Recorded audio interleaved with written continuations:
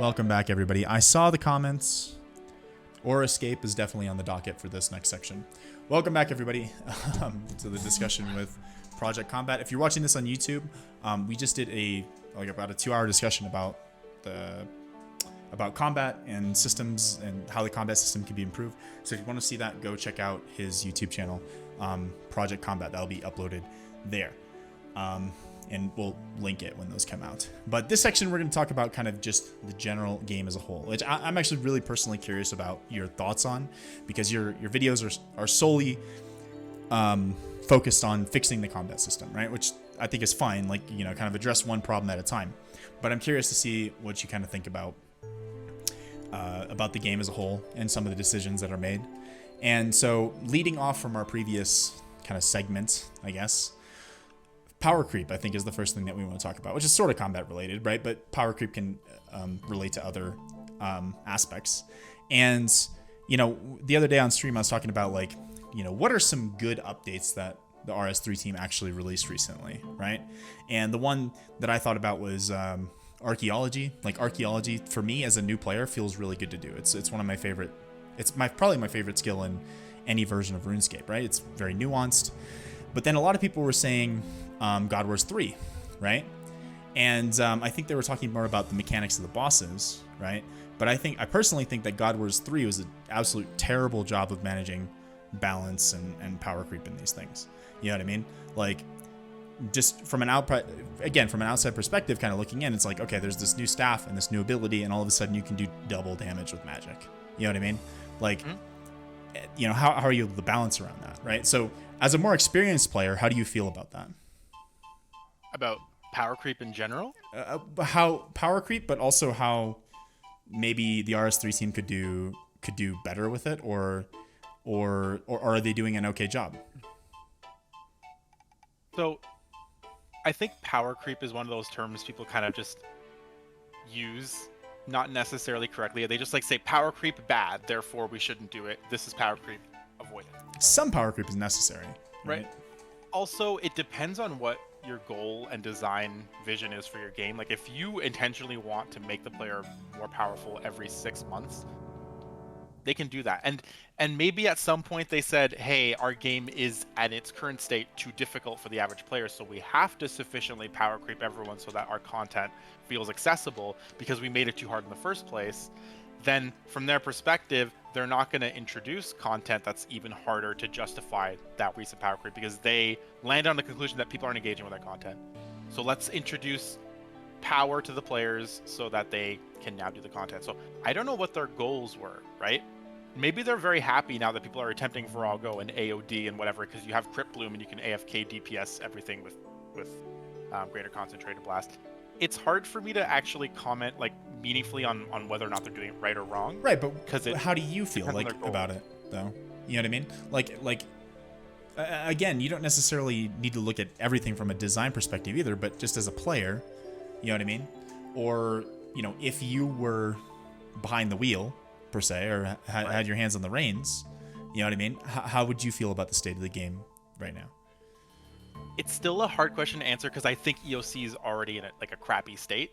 So Yeah. Do I really care if they make the game easier by giving everyone a ton more power? It means that I can, like right now I'm playing RuneScape 3 as a 1 defense player. I can do a bunch of stuff because of all the power creep. I can use archaeology to go nuts and destroy things, and I can use power burst of vitality to survive stuff. I can use shield dome. All these are examples of power creep that I'm leveraging to actually enjoy the game. So maybe from their perspective, power creep is good, and all I really care about when I'm interested in, or when I'm playing the game, is whether or not I'm enjoying my time. And at the moment, that power creep is making me play the game. So maybe Right. It was successful. But the argument against power creep comes from you're diminishing the challenge that the game offers players, and you're not introducing a sufficiently challenging experience to replace what is now easier as a result of the power you've given me. I think that that's where the criticism of power creep comes from. But I'm not invested in that hyper end game experience for RuneScape. So like, I personally, as a just from the perspective of just a player, don't care that much. It's just like, woo, I get to kill the boss faster, and that's fine for me. Yeah, it's a hard one to address. I think that because like sometimes it feels like, for me, again, coming from more of like an old school perspective, right? And I personally feel like the old school team has managed that pretty well. Power creep, and I should say, introducing a necessary amount of power creep, right? But they kind of do it in like what they call a horizontal way, right? Where they introduce more options, right? Which I think is a good thing, right? And eventually it still goes up, right? And there are a few bad examples, like the toxic blowpipe on release was obviously broken for a really long time. But I think power creep is certainly necessary, right, to keep players engaged and motivated. But I think that if you go too fast, I think that becomes an issue, because you start to make older content irrelevant. You know what I mean? Yes. And I think that's kind of the issue. Like personally, I don't like the idea of like the animate dead and crypt blooms to stuff. I like the idea of it, I should say. I misspoke. Like, I like the idea of having a defensive tool set, but I feel like the defensive tool set doesn't offer any kind of, it doesn't offer enough of a trade-off with DPS. You know what I mean? Yep. Like, and it feels like you just throw on this armor, press a button, and then you just walk away from the keyboard, right? And you get basically the same kill times, right? Maybe a little bit slower, right? But it feels like there's not much of a trade-off. And I guess the same could be said for like DPS armor traditionally. You know what I mean? So yeah, it obviously it's a complex issue, but yeah. There's also, I think, power creep. So a lot of these game design terms too got coined when Riot Games was taking off with League, because they used a lot of terms like toxic and power creep and a lot of these types of terms. They really did normalize a lot of them. Power creep's kind of a blanket term, right? Right? Yeah. Mm-hmm. They had a lot of conversations that made people, I guess, more aware of these types of things, because they did a good job of talking about game design at a high level, and I feel like ever since then people have started to use these terms across the game. So it's like, it really depends on context. Power creep isn't inherently problematic. It's something to consider against your goals. And so like, it's like someone in the chat said, like, there's not enough information for me to give a good answer, and that's kind of why I feel like I'm giving a wishy-washy one. But I like the idea of the player getting stronger. I like the idea of new content that lets me do more interesting things. I don't like content that feels like my max hit just went up. Like, I'm not a fan of, here's a new sword that's just a higher version of the sword that you already have. It's just 10% better, that's it. Yeah. I like to see tools introduced, and then I personally like to see those tools tested. So if you're going to give me a cool special attack, give me a reason to use it in a unique way. I'm happy with that. I don't care about a new plate body in old school RuneScape that has +7 strength versus +6. I think that doesn't actually add much to the game at all. Right. Let me kind of get into something else that might kind of frame things a little bit better of where I was trying to go with the power creep question. I think, figured you had like a direction. Yeah. For me personally, like as a newer player, the biggest complaint that I've had with RS3, not from the combat system, but as a whole, is actually just the progression system in general, right? Like, to me, most of the progression in RS3 feels really meaningless, right? Like, coming from a new account, right? It just feels like, I kind of coined this term on stream the other day, that I call it WoW syndrome, right? Where it feels like the incentive is just like, okay, skip to the end game, skip to the end game, skip to the end game, so now you can play the game, right? And I guess for me as an old school player, that's kind of a turnoff, right? Because as an old school player, traditionally, if you want to talk about kind of the identity of RuneScape, right? It's a game that you can play forever, right? But it's also a game that you can do something meaningful at any level, right? Like from the beginning to the end, right? You can engage with some kind of meaningful content.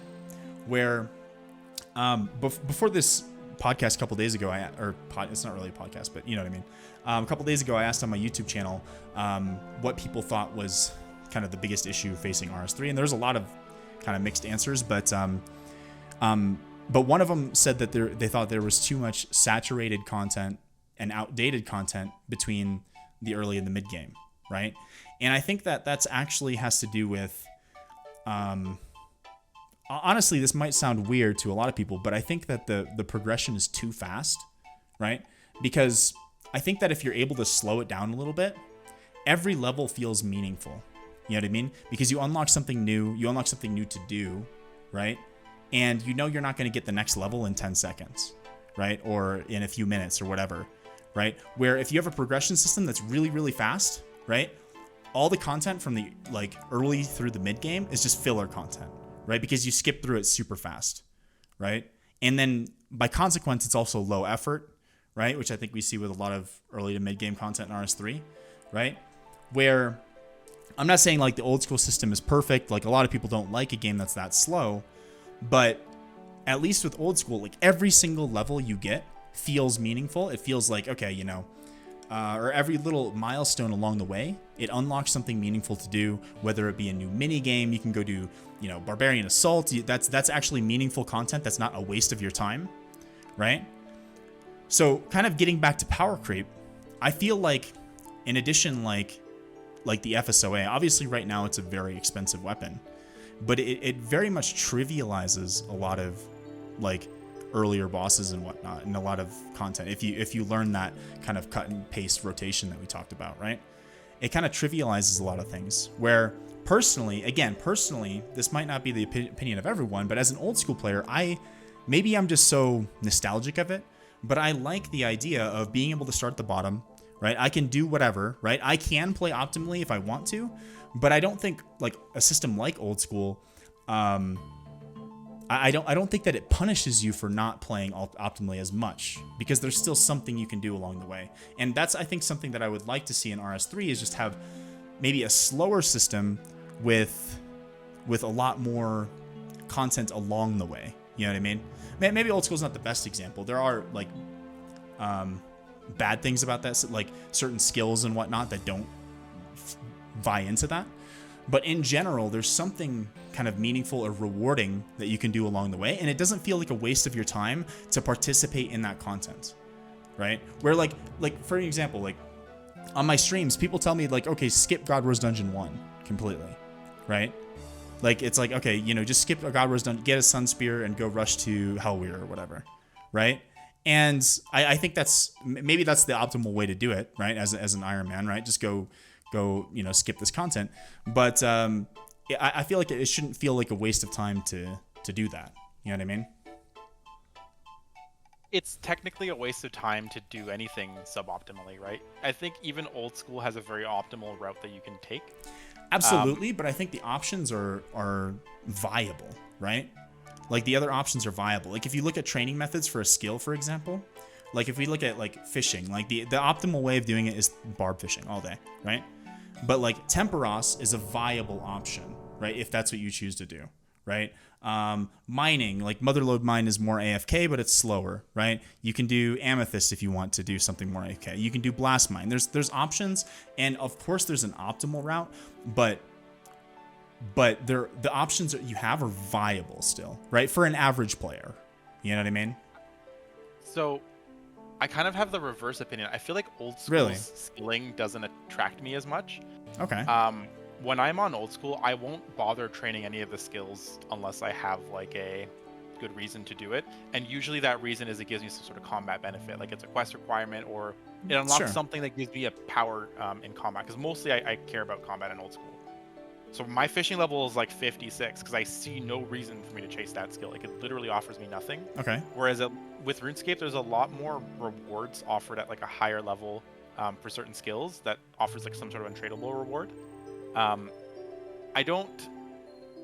The argument on you progress too fast to the later levels, again, depends on what your goal is. Like maybe you don't actually think it's meaningful for someone to spend 15 hours going from 50 to 70 fishing doing whatever they're doing, because if you just rush them to 70 fishing, then give them that interesting content at 70 fishing anyways, is it sufficiently different from making them slog through 50 to 70? But okay, so again, a counter on that, right? Like you're saying, like why not rush them to the 70 to this good content, right? But if that's the case, if that's where it starts, then what's the point of even having that pre-70? Why not just start the good content there? Yes. That's my point. Yes. Right? Yeah, like, and why not just start the good content at the beginning? Right, and that's what some MMOs do. Oh, okay. Right? They like take Lost Ark for example.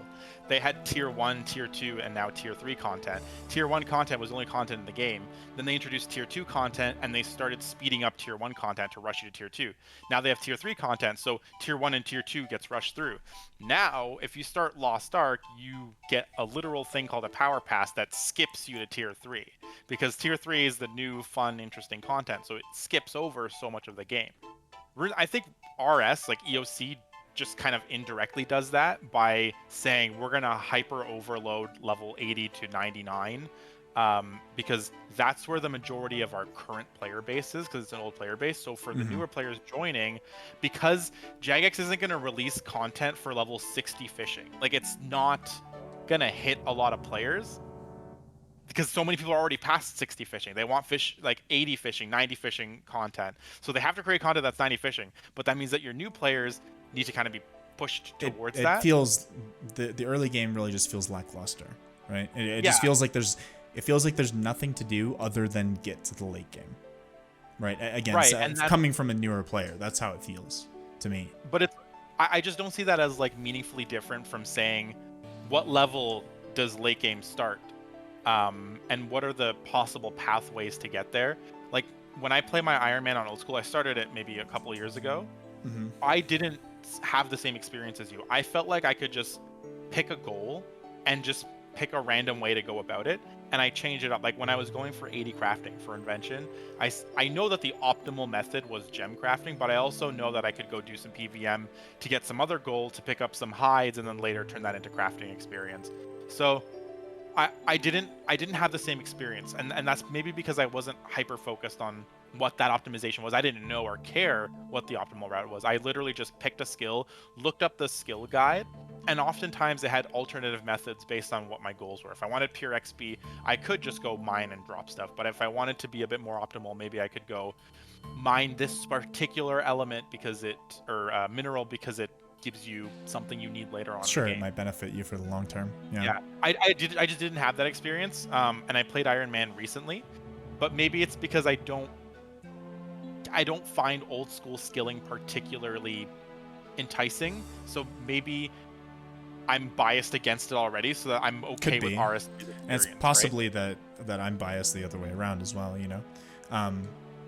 Yeah, and it could be personal preference, but I just felt like, yeah, I don't know. It's still to this day on my Iron Man in RS3. It's just like all the levels I get, they just kind of feel meaningless. You know what I mean? Like it just kind of feels, it's like, okay, there's another one. You know what I mean? It's like, okay, there's another one. You know what I mean? Because they come out fast, or because the level doesn't offer you anything interesting to engage with. Well, I think it's a combination of both. You know what I mean? And because even like 99s and stuff like that, where you've in theory unlocked everything, it doesn't, that idea doesn't really excite me. You know what I mean? Like, it doesn't feel like, oh yeah, I really want to get 99 in this skill. You know what I mean? Because XYZ. I guess like that's kind of my current goal, is like 99 archaeology right now, right? And again, I think archaeology is in general designed pretty well. Maybe again from a power creep perspective, is a lot of things were introduced, but as far as the interaction, I think it's pretty good. But other than that, like yeah, all the levels just kind of feel like it's just, again, just kind of rushing towards the end game to get a certain checkbox of different tools that I need to actually interact with the more engaging content. And I guess that's the point, is that if that's the case, like why not just start there? You know what I mean? Like why not just, or again, have a slower progression system where there is something meaningful to do all the way through. You know what I mean? Yeah, if you have this argument with like a Jagex designer, what they'll respond with is we are starting them there by making it that much faster to get there. Right. That's what they're gonna say. But then it just feels like a chore. That's intentional. You know? Right. Although you're playing an MMO. Yeah. Like I know. Choring through a grind is like, I guess, part of the experience. I guess like, yeah. It all goes back to what is your vision for the player progression experience. Sure. How do you want someone to get to where you want them to be? Where do you want them to be? Is it a mid-game noob? Is it to have base 80 stats so they can start the game? Like, the designer gets to pick what they think early game means to them contextually. And Sure. maybe for RuneScape, early game ends when you have base 80s. But some people will literally be like, oh, you have 99 range, you're still early game. Like, people have different definitions of what that means. Yeah. But if you're playing old school play, you're going to see 80 range as mid game, and you're going to see 99 range as end game, because that's how that experience is laid out. Right. And I might just not be as married to the old school experience. Yeah, no, I guess I agree with what you're saying, is that like mid game and end game means different things, right? But it's just like, I guess again, for me as a newer player to RS3, just the early to mid game, I would say that my character's still in like kind of the mid game. It just kind of feels like a slog thrust through a bunch of chores. You know what I mean? Where it feels like to me, and again, I think this perspective is entirely like personal, and yes. But when I play like an Iron Man, it's valid, right? Yeah, it's a valid. Like, you can have different experiences and just different preferences. But for me, when I play in like an old school Iron Man, for example, like there's a little bit of a grind at the beginning where maybe I'm cranking out some quests that I've done half a dozen times, right? But at the end of it, I feel like I have so many options to go about things. You know what I mean? And yeah, there probably is an optimal path, but if maxing is your goal, right? There's probably like maxing in old school is kind of like the end, right? In a way, like if that's your goal, then there's probably an optimal way to do things. But if it's like, even that's kind of a personal choice though, right? Like if you choose to go for that and you choose to like do that in an optimal way, like to me, sometimes like designing sort of an efficient path towards a certain goal is fun to me. You know what I mean? And that's actually kind of, I'm working on an old school series on the side where the goals are a little bit different than just maxing, and I'm having a lot of fun kind of designing an optimal path towards the goals that I actually do have. You know what I mean? I don't know. I'm rambling, but it's a different experience for everyone. Yeah. I get what you're saying. I play a one defense Iron Man specifically for the reason that you're describing. It adds an extra layer of challenge and optimization. There's no guides for it. I have to consider approaching the game slightly differently than other people. I have to consider my upgrade order differently because I don't have, like, a common Iron Man upgrade path is go kill God Wars Dungeon 1 Krill to get the full match set. And I'm like, I don't do that because I can't wear it. So some people camp Croesus right away because they want Crypt Bloom, and I'm like, again, I can't wear it. I have to optimize different things. I found that fun. So maybe having that experience of one defense being my approach meant my early to mid game was a little bit more meaningful, because I wasn't just like going through these standardized solved ways of playing the early to mid game. I was going through it in a very like unique way. So maybe that changed my experience of it. Maybe I would have been bored if I was could be playing with defense. But it's still a hard one, because you mentioned you're going for 99 archaeology and 99s don't feel as meaningful, and that's because a lot of people in RS now see 99s as like getting like 70 in old school RuneScape. Like it's not meant to be but that interesting. Even like 120 doesn't really excite me. Like it just kind of feels just like, it's like, okay, I got more XP, like great. It's like and even that, I got more XP at 1,000,000 XP an hour. It's like, okay, cool. You know what I mean? Yeah, the time investment for 120 is about the same as the time investment as the 99 in old school, and if you're playing an Iron Man. That's kind of how I see it. But even 99s in old school don't like blow me away like they did when we were younger. No. Right? Like, we've optimized it. So it's like, when I get 99s in old school right now, I'm not throwing a party. No. And I'm not, I think that the game has evolved as we've all evolved. But like, if you asked that to like a designer, that's probably a very similar answer to what you'd get from them. Is they're gonna say, our mid game is now base 80s, so it's harder to compare it to old school. But I think that RS3 skilling has a lot more options than old school, personally. That said, I haven't super sunk my teeth into old school skilling because they've done a lot of cool updates since. But RS offers you a lot of different ways to tackle different skills, and some of their newer skills are pretty enjoyable to grind. Like I just got 120 archaeology on my Iron Man, and I had fun doing it, although it was mostly just AFKing. Like, oh, wasn't? Yeah, I'm still like 70, so I haven't gotten there yet.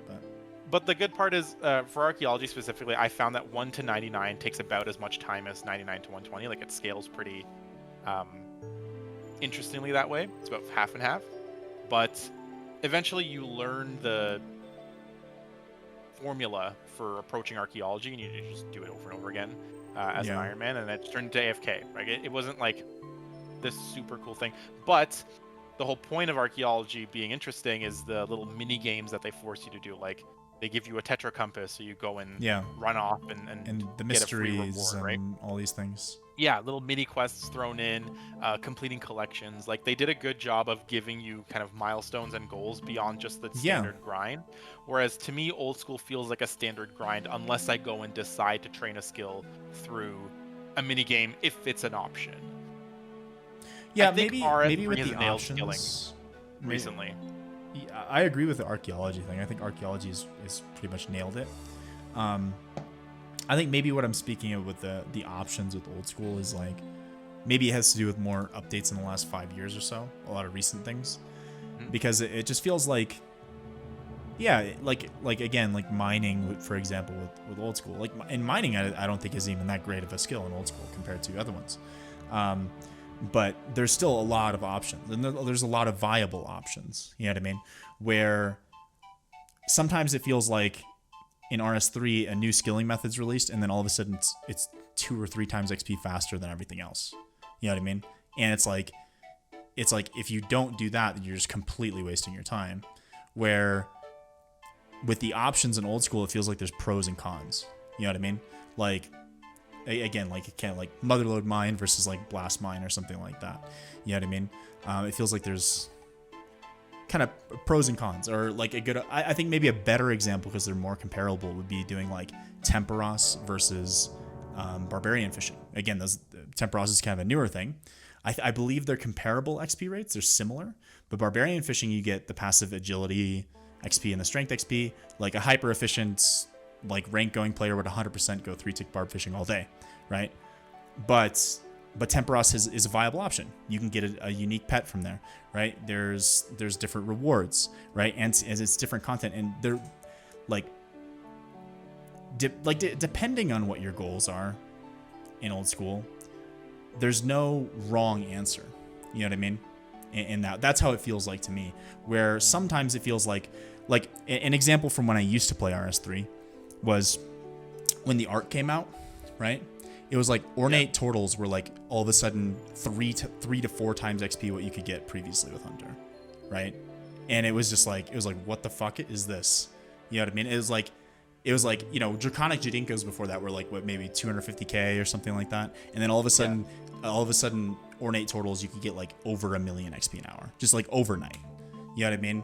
And it's not particularly like, it's not like you have to like work up to that so much through a bunch of, I mean, it's a high Hunter requirement, but still, it was just like, sometimes it feels like one option is just super overpowered. You know what I mean? Yeah, you're arguing that there exist skilling methods that choke out others such that you feel wildly inefficient if you choose to do the not top thing.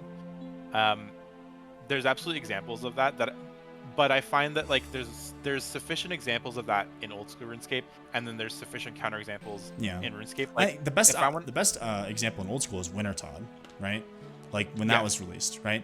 But again, I made the comment earlier that I think they've kind of improved on that sense. You know what I mean? And it feels like sometimes they, I guess, learn from their mistakes more. I don't know. Yeah, like right now, if I want to train fletching on my Iron Man, I have 3 options. I can create short bows because I have a bunch of magic logs and I have a bunch of bowstrings, and that'll give me invention components if I need them. Or I can do the daily broad arrows, which is probably the most efficient way, but that's a daily, and I would rather kill myself than do a daily.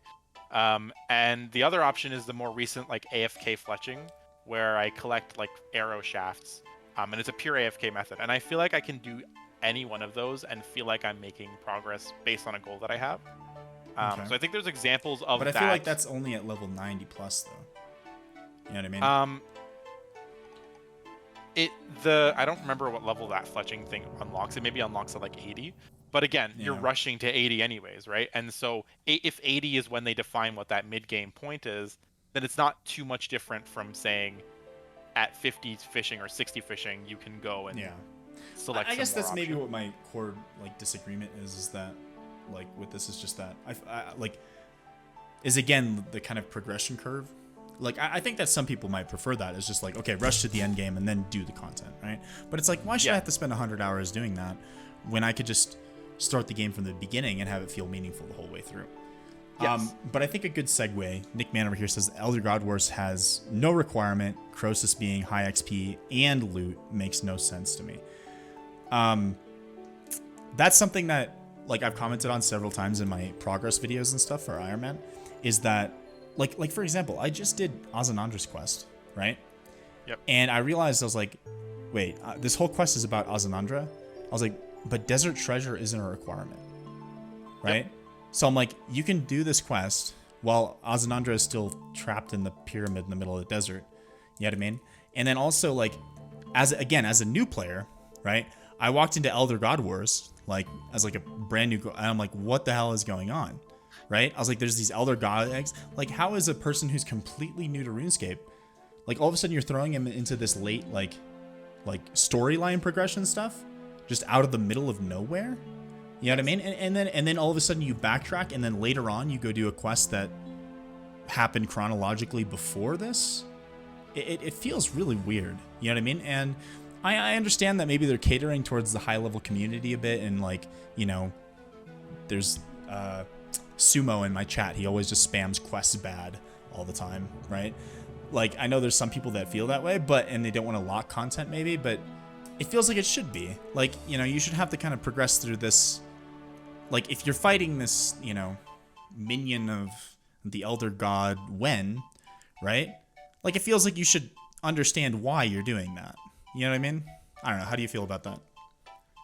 Yeah, it's an argument of pre-quests, and pre-quests are common in MMOs, and they get rushed through in others.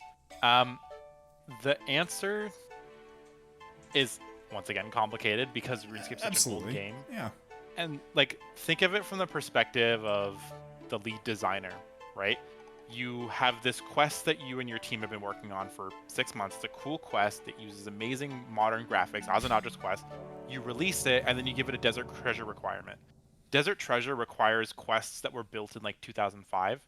So for someone who wants to check out your Azanadra's quest, they have to go do a tourist trap, which is the glitchiest, buggiest shit in the world that you ever have to do. And so you're forcing the exposition of really dated content to your players in order to have them interact with the newer content that you just released, and that might turn them off. So from a business perspective, it doesn't make sense to have people engage with this older content, because but at the end of the day, you need to anyways, though. You need to right. anyways, only for some of them, because like Desert Treasure gives you Ancient, so yeah, you're going to interact with it eventually. But the idea being, questing isn't necessarily something everyone's going to go and pursue, right? Like, they clearly have metrics that they're looking at that say X number of people engage with this content. Sure. There was a quest that they released, Children of Ma, which chronologically happens way after like a bunch of quests. Yeah. And they inadvertently gave it a mini quest requirement, and that mini quest happened to require Ritual of the Majorat, which has a ton of requirements. Yeah. And so it's a very late game quest, you know. Yeah. So the play rate of Children of Ma was like ridiculously under the quest just before it, Fate of the Gods, I think.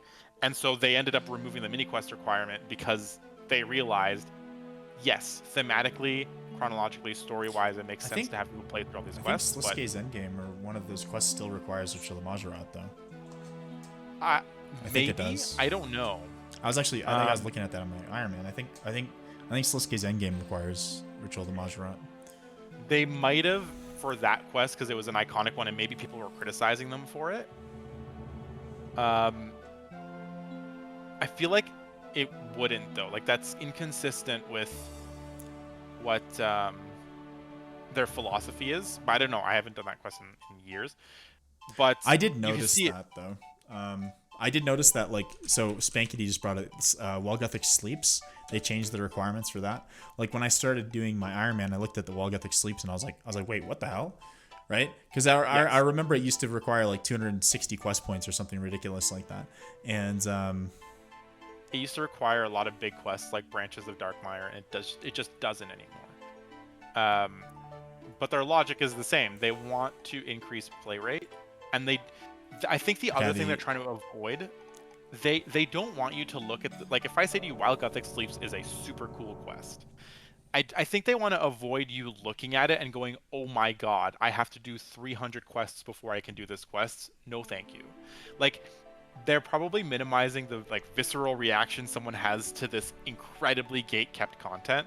And obviously you could argue that's okay, gatekeep the content because that makes it more meaningful and rewarding when you go and unlock it. And that's I don't think it's just about that though, but like if questing is supposed to be about the storyline, right?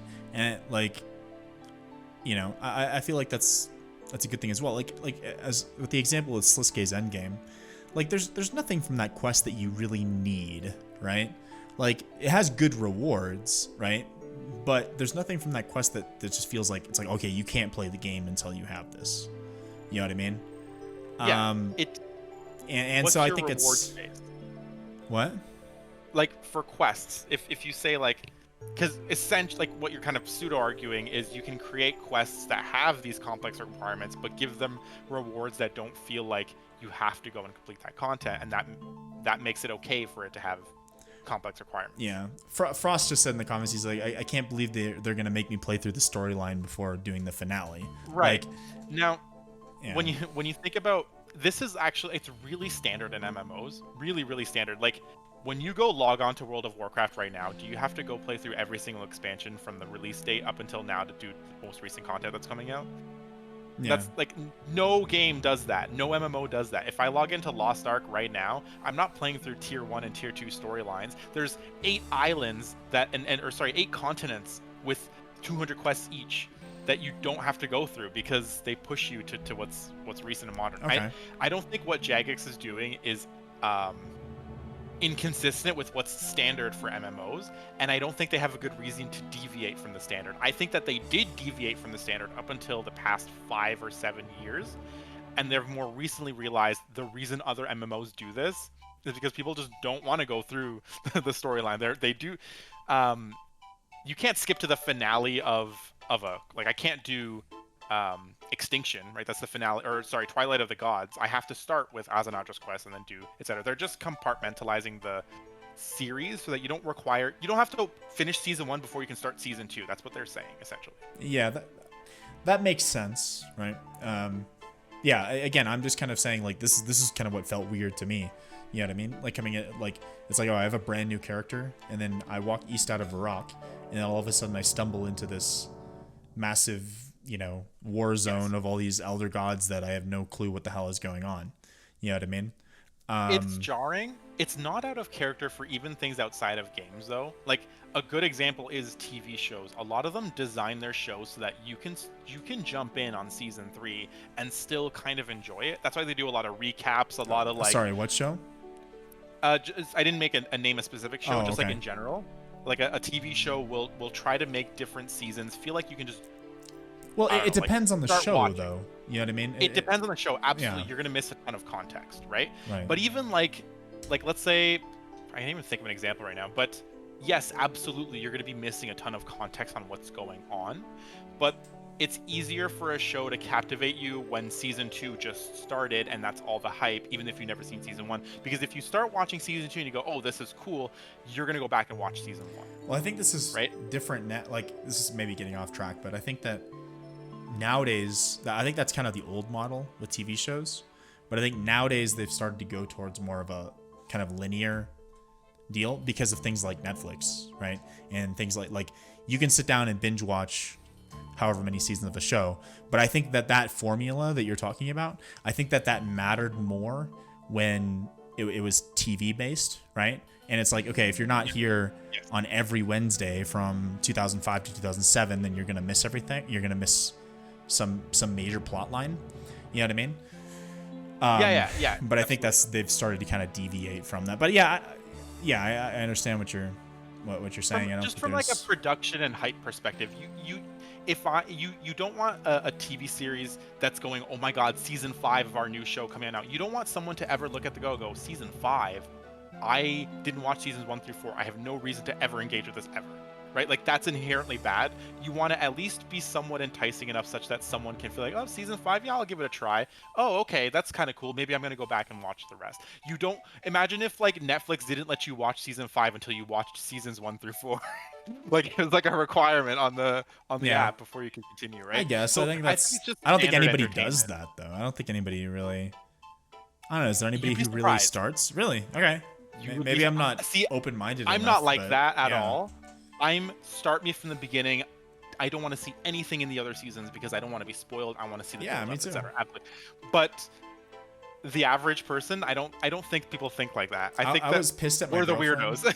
I was pissed at my girlfriend like a couple months ago because I started a show. I got through like the first 2 seasons, and then she spoiled something from me from Yeah. season 4, even though I hadn't watched that show in like 5 years, and I didn't really have any active plans to go back to it. But I still felt kind of like immersed in the progression of it, and I was still like, what the hell? Why would you say that? Even though I had no real intention of going back, but it's still kind of like, for me, it almost like ruined the moment that I had with that show, even though I stopped watching it. You know what I mean? Yeah. Like, Someone in the chat dropped a good point. Like, even the movie Endgame, right?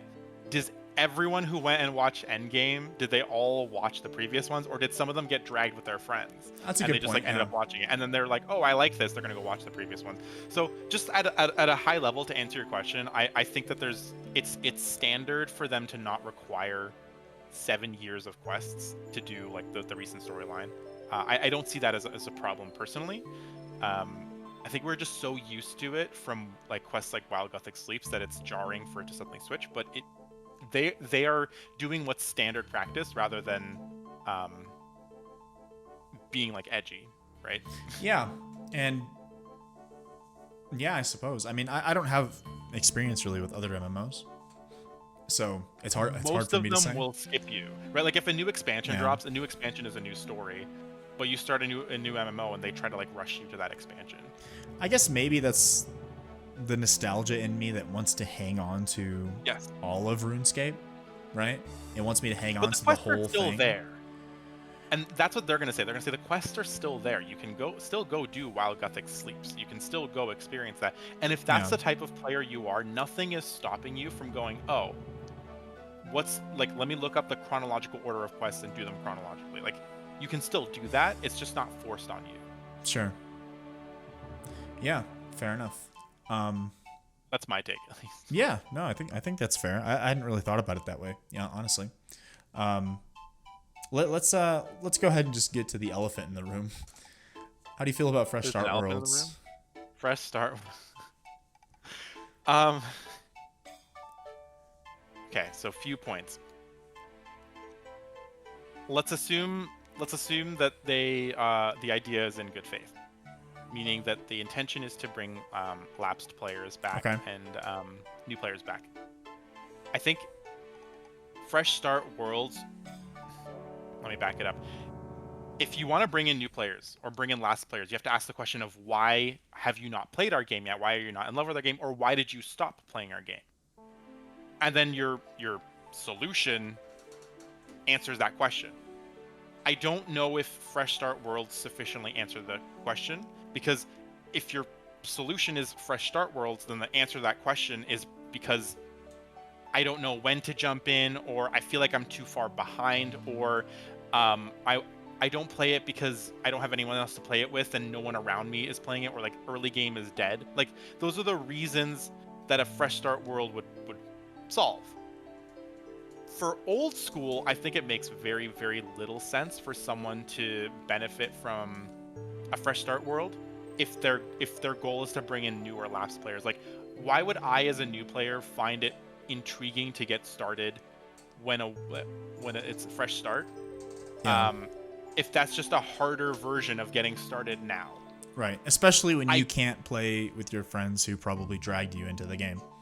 Yeah, like, why would I not just start with my friends who can help me out, and there's a grand exchange ready to give me the type of stuff I'm looking for, etc.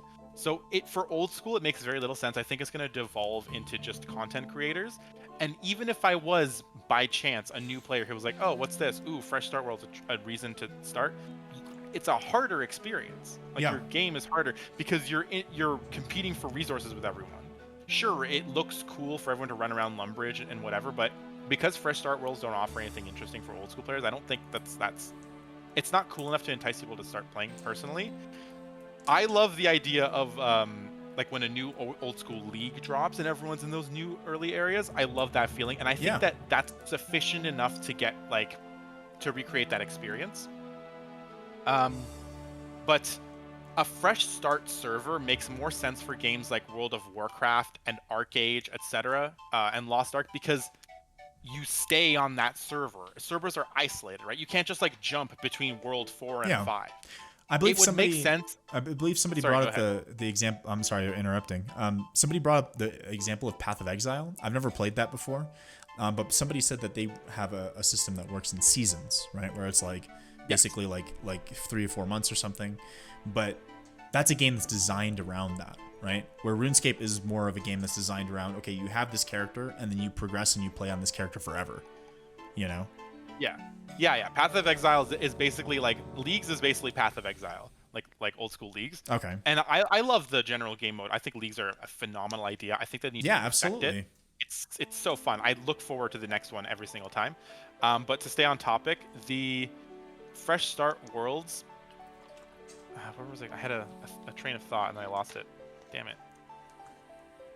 I don't remember what I was gonna say.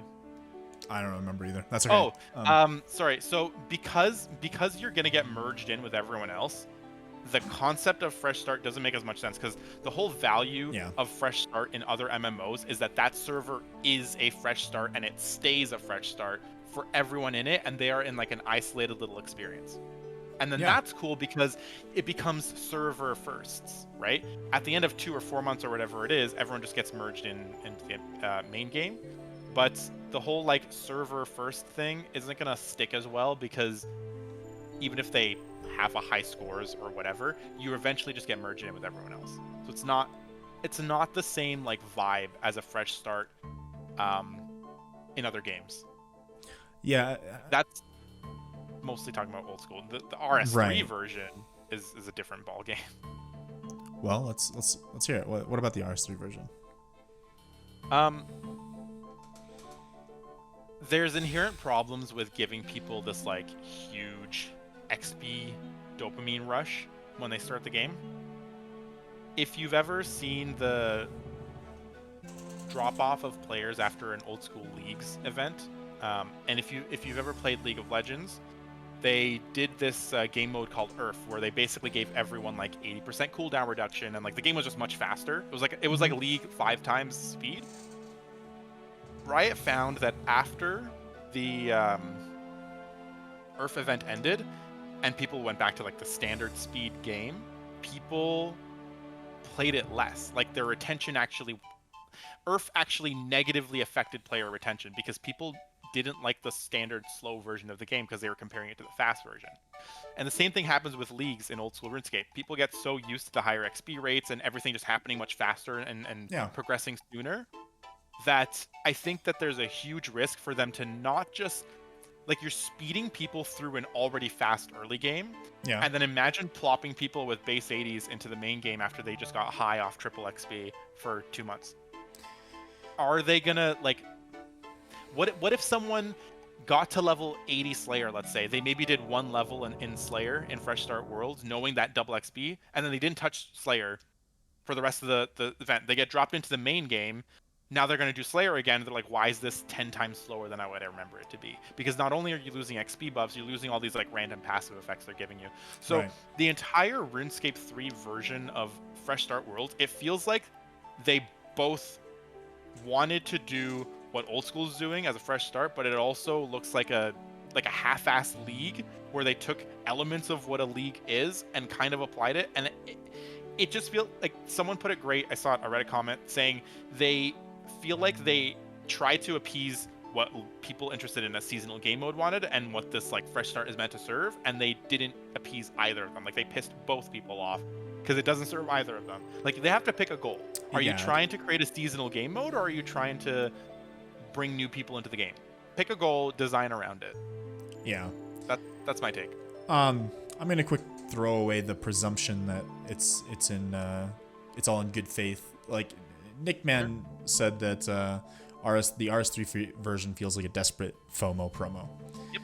And I agree with that, because if you look at most of the things that they're promoting, it has to do with things that would appeal to a long-term RuneScape player, right? Like rares, right? And these kind of like, you know, new version of a skill cape, right? Like a new player would have no idea what those things even are. You know what I mean? Yep. Like this halo of returning, right? You have to play for a goddamn long time to know what the hell that is, right? I bet you not even everyone in the chat right now knows what that's referencing, right? So, and then on top of that, like you said, they're almost trying to kind of lure in these people from two different desires, I guess, right? It's like they're trying to sell this promotional game mode where it's like this hyped, like kind of race type thing, but then they throw MTX into that, right? Which just doesn't work in any kind of competitive sense, right? Like you can't sell it as a competitive game mode, right? Like arguing MTX for the MMO on as a whole, that's a whole nother thing, right? But in it, you can't have that in a competitive game mode, right? You can't play League of Legends and then just have this orb that you can buy that gets you up to level 20, right? Then it's just not fair anymore, right? And they pitched MTX as like not being accessible for the first 8 weeks. You can still buy bonds though.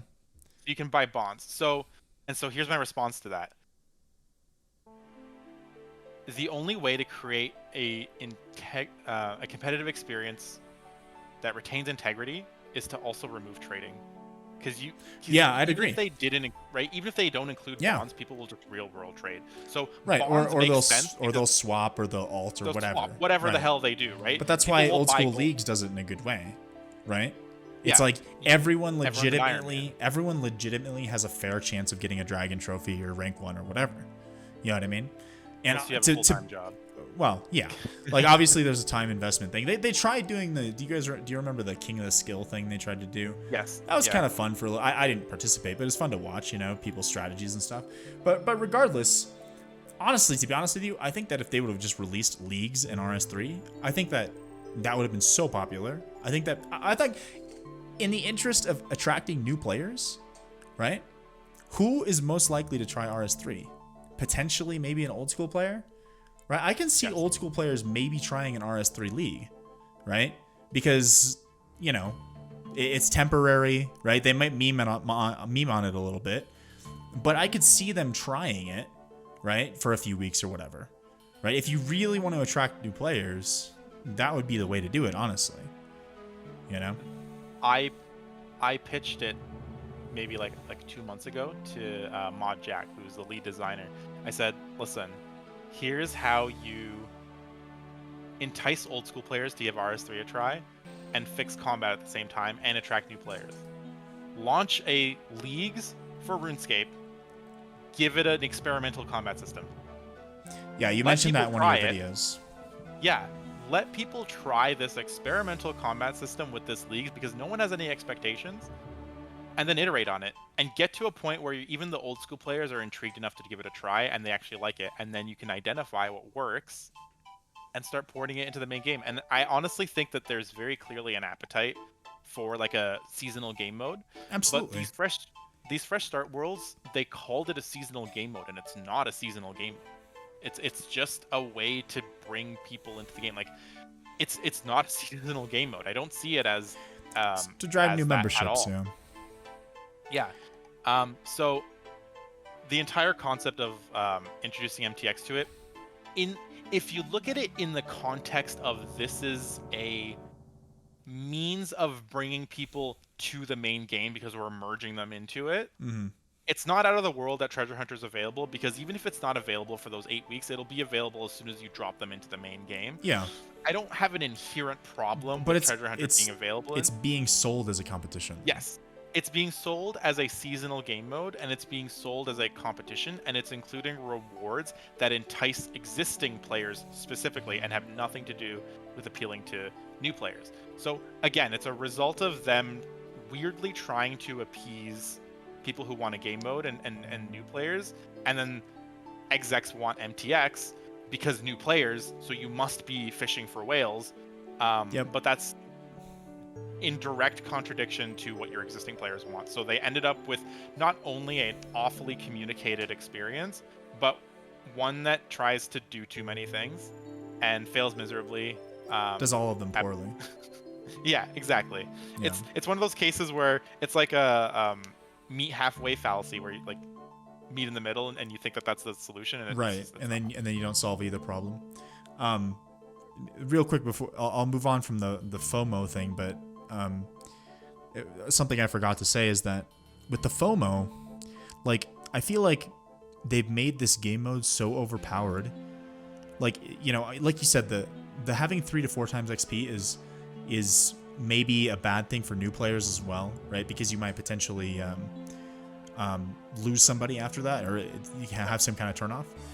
But with the FOMO, as far as like driving new memberships, like the comments are saying, the FOMO comes, I think, is if you have a main account right now on RS3, it's like this new game mode, or whatever the hell you want to call it, is so powerful that you might as well just go throw that away and just start over. You know what I mean? Like, you get a 20% extra increase to drops, right? And as far as like rushing towards the end game, you could max a new account with 3-4 times XP in a couple weeks probably, right? If you're playing efficiently. You know what I mean? So, and then you're missing out on the exclusive stuff as well, right? But yeah, if you don't, but also like the 20% drops and stuff like that, right? For a game that's really PVM focused and the progression is heavily more based around gear, I would say, like towards like end game PVM than levels, it feels like, right? Like it feels like just a massive advantage. Like you're almost losing out by playing a typical main account. You know what I mean? Yeah, it depends how far along into the game you are. Yeah. I don't think that's as big. Like, if you are a reasonably maxed player, like let's say you're maxed on RS right now, there'd be no value in you going and starting a new account, starting over, and chasing that 20% drop rate, because all the time you spend preparing your account to kill the boss as fast as your main can kill it right now, plus however much long time you'll have spent or be able to spend killing it, which still won't be as fast as your main because you have invention, you have archaeology relics, all this random power creep stuff that you have access to. I don't think you're going to make more money on an account starting a fresh start world with that 20% drop rate than if you were to just grind on your main anyways. Feels like they're certainly trying to sell it like it is, though. That's, you know what I mean? Possibly. Yeah. I don't know. It's just like mathematically in my head, a 20% drop rate increase means that if your main can kill the boss 20% faster than this new account that you just created on this fresh start world, then it you're already still, it's still not worth it. Sure. But when you think about 20%, that's quite a bit when you consider upgrades like Zuck Cape and all the questing that you have to do, which isn't actually boosted. Right. Plus all the just random shit that we know of. They were that we know of. Yeah, maybe there's quest tokens. Well, they were proposing like having almost like a relic type system, like you would in leagues. You know, I at least I thought I read that somewhere, that it's like, you know, and that could totally change the ball game as well. You know what I mean? Like, possibly. If because those are kinds of things that the other thing with like boosted XP or any kind of advantage in the early game is that it's not necessarily like 3 times XP, for example, is not just 3 times XP, right? That's 3 times faster to get to the next XP rate, right? Which is going to boost you, you know, even more. Or that's maybe an oversimplified example. But you're saying that like, increasing XP rates has a quadratic effect on your progression. Yeah. Right. It has maybe it's not quadratic, but it's not linear. Whatever it right? is. It's like 3.6x or whatever. It's not linear, right? It compiles, and that's the same with like a relic type benefit, right? Yeah, where DPS buffs, like they stack on top of each other. Right, that stacks on top of the other bonuses. Maybe in an indirect way, but it's, you know, it's still set. But I don't know. It's like when you buff the player's DPS in any way, you also buff their mitigation because Soul Split becomes more effective. And killing the boss faster means it does less damage to you. So buffing DPS has like a triple knockoff effect on how much less damage you take indirectly. Yep. Yeah. That's a really good way to put it, actually. Yeah, but honestly, who knows? I don't know. I really hope that they turn it around in some way, because it just right now it just feels like another kind of half-assed cash grab. You know what I mean? That's basically what it devolved into. Yeah. And someone mentioned that old school's version very likely had XP rate boosts at the beginning, and they fought against it. And I'm not at all shocked at that. Yeah, I'm not either. Because it's very standard with the concept of like a fresh start server is to give people a bunch of boosts, and that's why what old school's getting seems like this watered down version of what it probably was initially pitched as.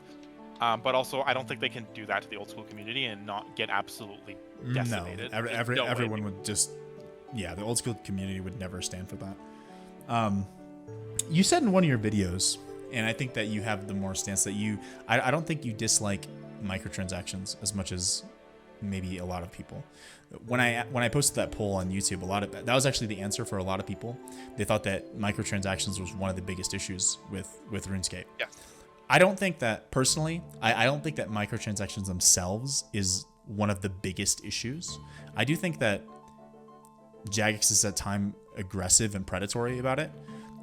For example, I don't think Treasure Hunter. I think Treasure Hunter is completely unethical. I don't think that any kind of loot box type thing is unethical, because then you're no longer selling an in-game advantage.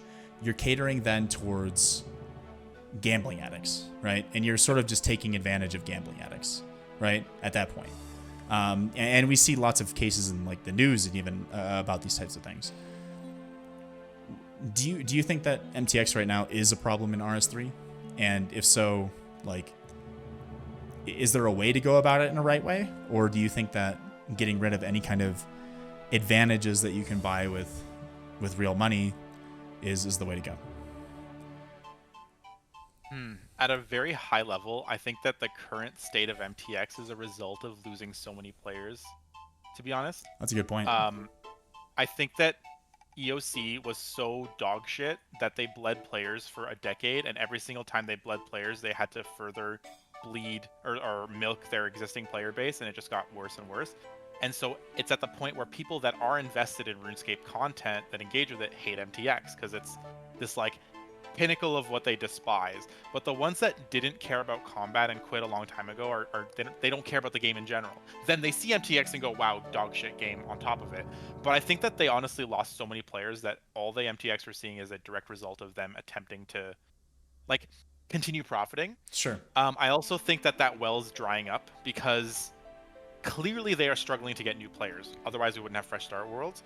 And if the only thing that they can sell for good profits seems to be XP, and that runs out real quick because eventually people reach their goals. More people have maxed. Especially with XP rates being so fast as they are, you know? Yes. Yeah. And if you look at these events that they're dropping now, they're like shitting out bonus XP. I think on my main that I only log into very casually just to like basically do project combat scenes.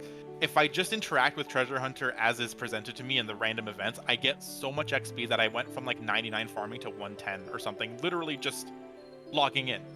Right. And so because they're dumping so much XP on people, they're running out of people who are going to buy their XP, and that's why you're seeing promotions recently coming out. Why buy the XP when it's so free, you know? Yeah, and you're also like you saw a nerf to oddments because people were so efficient at using keys. And they're relying on microtransactions right now in Treasure Hunter, where you have like a 1 in 5,000 chance of getting like a cosmetic token that they know people like. Yeah. Like they're getting desperate, and I honestly think it's a result of EOC. Of everything they're doing is basically propping up the mistake that was EOC, and they have yet to address that mistake. Yeah. I play the game as an Iron Man because I think Treasure Hunter is nonsense, and I think that much free XP being given to you in a game whose basically entire purpose is progressing through skills is stupid. It kills a lot of the reason that I've always thought I need to play RuneScape, and that's why I enjoy Iron Man. Progress. Because I'm not being handed XP for doing nothing. If I want fletching, I have to go train fletching in some way. So I don't comment on it a lot because everyone else is already they're taking on that fight. Mm-hmm. So it's like I don't need to. But I can see why people interpret it as like maybe I don't care about it as much. Yeah. don't like the idea of people being able to buy meaningful progression. I'm okay if there was like people are probably gonna hate this. I probably shouldn't say it, but I wouldn't actually care that much if there was like you can spend $50 to start a new account with like base 50 stats. But the reason that Jagex would never be allowed to do that through the community is because the community knows that they won't stop there; they'll keep going. Yeah. But that kind of like concept of start like an earlier or a head start with money is standard across MMOs. Sure. So they have instead gone down the very toxic path of let's have more overpowered XP promotions. But I honestly think it's kind of like the argument I had with Ultimates. The dopamine is running out. They have to go harder on it. Yeah. You're going to see harder, more overpowered XP promos, and people are going to need them less and less. And as they're more overpowered, people hit that ceiling much sooner. Right. Who's going to wail? Like, what is there to wail over? It's a negative feedback cycle almost. You know what I mean? Or yeah.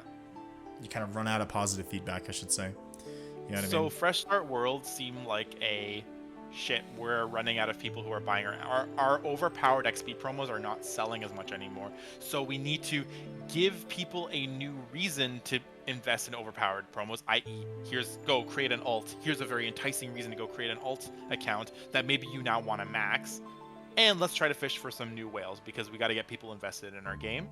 But I honestly think if they just made combat a lot more appealing, yeah, they would have new players. That's interesting. That'd be my bias. Like, I didn't think about it that way, but what you said earlier, that you think that the aggressive MTX in the state it is now is because of the failure that was EOC, right?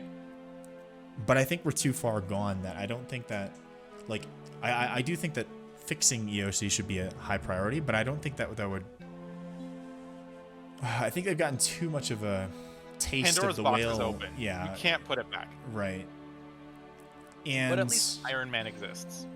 At least, but that kind of bridges me onto a new topic, I guess. But it still kind of affects this Iron Man in another way, and that is, like, honestly, to me, coming from old school, it feels like there's a new MTX update every week, a new treasure hunter promotion every week. Yes. But as far as actual, like, good content that comes out, it's very rare, right?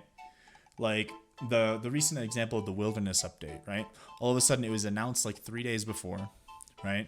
And I think I heard rumors of it before, like they were talking about wanting to but there was nothing like official, like no proposals, no blog posts or anything like that, right? And then like 3 days later, they come out with this super just rushed, half-assed update, right? That like was really just underwhelming, super buggy, and everything like that, right? And it feels like most of the updates that they come out with are some version of that. Like it's just forced out real quick. You know what I mean? And one argument that I used to actually subscribe to this, but Josh Strife Hayes actually changed my mind on this.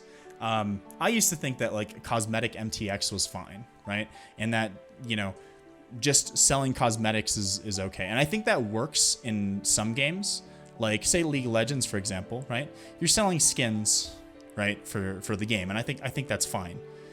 But I think in MMOs, Josh's argument was that part of like the meaningful progression in MMOs is unlocking these cosmetics that, you know, mean something, that have, you know, show off some kind of accomplishment. You know what I mean? And that look really cool. And when you're just selling cosmetics, you get this case of, okay, now the only items that really look cool are the ones that you buy. You know what I mean? Yep. And like somebody was saying that like, oh, but the best items are still the ones you obtain through the game, like dyes, for example. But it's still like, for like, nobody is walking around wearing Crit Bloom with no overrides, right? You know what I mean? It's like a boss pet versus an MTX pet, where the MTX pet looks like it has 10 times more polygons. Yeah. It's just kind of a question of effort, I guess. But anyways, the Wilderness update was an update that I felt was like had a lot of potential, but it was just kind of half-assed. You know what I mean? That was one that was really kind of disappointing, I guess. Like, it felt like they sold this whole like kind of high risk, high reward thing being in the wilderness, right? But there's no real reward to it, and the risk is more just annoying than anything. Even as a mid-level player, I was sitting in the wilderness, I got raided by like a bunch of mobs and stuff, and I just surged away and hop worlds, right? And it's just kind of like annoying, you know what I mean?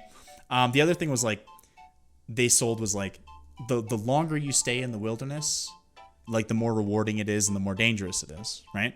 But the thing is if you're actively killing something in the wilderness, you get to the max threat level in like 5 minutes, right? That's what I was killing. I think I was trying to get 75 prayer for Prif at the time, and I was just killing like green dragons with the Bone Crusher and stuff like that, and the Dragon Rider necklace, just for like a quick 50k XP or something. Right. Yeah. And every time I went back in the wilderness, I would get to level 10 in like 5 minutes, like less than 10 minutes easily, right? So it was just like it felt like level 10 threat is just the new standard, right? There's no like build up to it. You know what I mean? Like if you're doing anything other than just AFKing in the wilderness, you just get it to threat level 10 just like that, right? And then there's no meaningful reward for being there, right? Like it's like, okay, you get an extra Slayer point or 2 per task or something like that. From what I can tell, I don't have the Slayer level to use it yet, but the chests that you get from Wilderness Slayer seem they're kind of underwhelming. Like there's so many, like the raids, for example, I think were a really good opportunity. Like let's say you drew out this this threat level system a lot more and made it more meaningful, right? Like let's say it takes you an hour to get to threat level 10, but at threat level 10 you get hit with these raids again that are, you know, scaled up and more powerful. But if you defeat them, you get some kind of special rewards, right? Like, you know, that would be some meaningful kind of risk versus reward thing that catches you off guard, and all of a sudden you have to fight all these mobs that have different mechanics, right? Like they have different mechanics and whatnot, but then you're rewarded with some kind of like, you know, special, I don't know, chest or I don't know, whatever. Like this is semantics, right? The other thing that I thought was kind of weird when you're talking, I wanted to bring this up when we were talking about thematics, but it wasn't really in the topic of conversation. The wilderness volcano mechanics that they introduced feel so weird to me, right? Like thematically, like all of a sudden you have this magical fireball that's like hurtling towards you, and then all of us, my protection from melee or magic reduces the damage. Like what? And also you can't avoid it. It follows you, right? Like unless maybe you surge like tick perfect or something, but I would like surge away from it and it would follow you, right? Yeah, I don't think and it's I was like, area location. What? It's just targeted, right? I think so. I thought it would be so cool when they talked about Frost says I'm still shocked the volcano can't melee you. But like when they talked about that in the blog or what the announcement, I thought it was going to be like an actual volcano eruption, right? I was like, that would be so cool. Could you imagine like you're spending an hour in the wilderness trying to get to the high, you know, rank to get your high rewards, and then all of a sudden the volcano erupts and there's like a lava pool over the lava maze. So you can't navigate through the lava maze, right? And then there's a lot, right? And it hits both NPCs and players, right? It's actual lava, right? That like covers the ground. You have to navigate differently if you want to get safely back to, right? That would be so fucking cool, right? And also the fireballs, they go underground, right? Because apparently there's holes in the roof of the Rev Cave, right? Like when I was in the Rev Caves, I got hit by one of the magical fireballs from the volcano. I was like, what? I'm underground. You know what I mean? And it's like one of those like immersion and theme things. It's like, oh, and this lava's blue, so I need to pray magic to reduce the damage. I was like, are you kidding me? You know what I mean? Like, I don't know. This is a result of a. Remember how earlier I was talking about design frameworks that enable like interesting interactions and content? This is a good example of not having that or over relying on what old school does. Like I feel like prayer switching from melee range to magic is a very old school thing, and every time I see it in RS3, I always see it as like a very cop-out thing because kind of recycled. You have an advanced combat system. Why are you using such a standard like old school approach to damage mitigation when you have so many more interesting damage mitigating tools? Sure. And so when I heard that the Wilderness Volcano relied on like prayer switching, it's like that sounds like something I would expect from old school, and it doesn't leverage anything that EOC has to offer. But then they are like the follow-up conclusion I have is it's because the EOC doesn't offer you anything meaningfully interesting. And so when you say something like it should be dropping lava around you and you dodge it, imagine if we had a mobility system that allowed you to more consistently dodge things, and that was just a part of your gameplay. Now a designer can very easily say, hey, I'm going to leverage this mobility system, and maybe the wilderness makes your stamina drain faster or something, so that I can create it to be more threatening than what the standard that you're used to is, right? Sure. The entire concept of hitting threat too high and the type of mobs that appear and the reward about it is just the execution of their design. I think when they talked about it in an abstract way, people had that vision in their head where they thought, oh, I'm going to sit in the wilderness for 2 hours and it's going to get progressively more threatening, because they thought survival mode. That's what they were thinking. They thought wilderness survival experience, and that's the thematic that I think got ingrained in people's heads. But I think the way Jagex saw it was just, oh, you pop in, you do your Slayer task, it's slightly more threatening than regular Slayer task, then you pop out. But that's not like how they sold it, though, right? That was how That's not how they sold it. That's not how they sold it when they talked about it. But afterwards, when I saw people complain about very bad, that's what they then said that the intention was. They're like, oh, that's not what it's supposed to be. Yeah. So, we also just saw a big example of, this isn't me defending them, by the way. We just saw a big example of them selling something a certain way and then going, oh, well, that's not what it's really for, right? They just said Fresh Start Worlds are their seasonal game mode, but then they're like, but not really. It's more for new players. Well, right? that's because they're going back because of the backlash, though. I would think, anyways. I can't read minds, but... Well, they got backlash because people said... JMod said this is for new players, right? Like, that was part of the backlash. I don't know if that was actually them responding to the backlash. The other part of it, though, was also, remember when the leak first came out, everyone thought it was leagues. Everyone thought it was leagues, yes. So when everyone thought it was leagues, everyone was excited, and then it turned out to be this, and they were like, what the hell? So I think that, like, at the end of the day, it's still kind of copping out, like, they're sending mixed messages because they know they don't have a good answer. That's what it feels like to me, right? It feels like they know they don't actually have a good answer, so they're sending out mixed messages that feels like they're trying to kind of cover their asses in all the different directions. You know what I mean? Yeah, when I saw that leak, I think I even dropped a comment saying I don't think this is league. This looks like it's like meant for new players. It's meant to bring new players in. So that's how I interpreted it. Mm-hmm. But again, I think people hear something, misinterpret it, get a fantasy in their head, and then they find out what it's actually meant to be for, and then they get super disappointed, or it doesn't serve their fantasy. And that's fair, like kind of unfair expectations, you know? Yeah, and the wilderness is a good example of that. I'm gonna give them the benefit of the doubt and say maybe this is them just setting it up. Like, they're setting up the wilderness, and they're gonna have, like, I know there's some more wilderness content updates that are coming out in the future, and maybe they're creating the groundwork and foundation to enable the wilderness to be a space where they can put content comfortably. Sure. But absolutely, I think the execution on the wilderness volcano threat it's too old school for me, and the fantasy of a survival zone that's always threatening isn't sufficiently served. But if you criticize the design that way, the response you're going to get is that's not what the intention was. It's not supposed to be a Survivor-esque space. It's supposed to be do your Slayer task, but with a little bit more threat. So that's why it's hard to always to criticize these things, because their responses be that's not our intention. But even if that was the intention, it doesn't really feel like it was executed well. No, you know. But I'm not terribly surprised. Like, when I saw the work in progress where you just see a bunch of random mobs spawn on top of you, I'm like, what are these mobs doing in the wilderness? Why is there a mammoth that pops out of nowhere and, like... Right, especially with how fucking massive they are. Oh my god, it's just like, it feels so out of place, you know what I mean?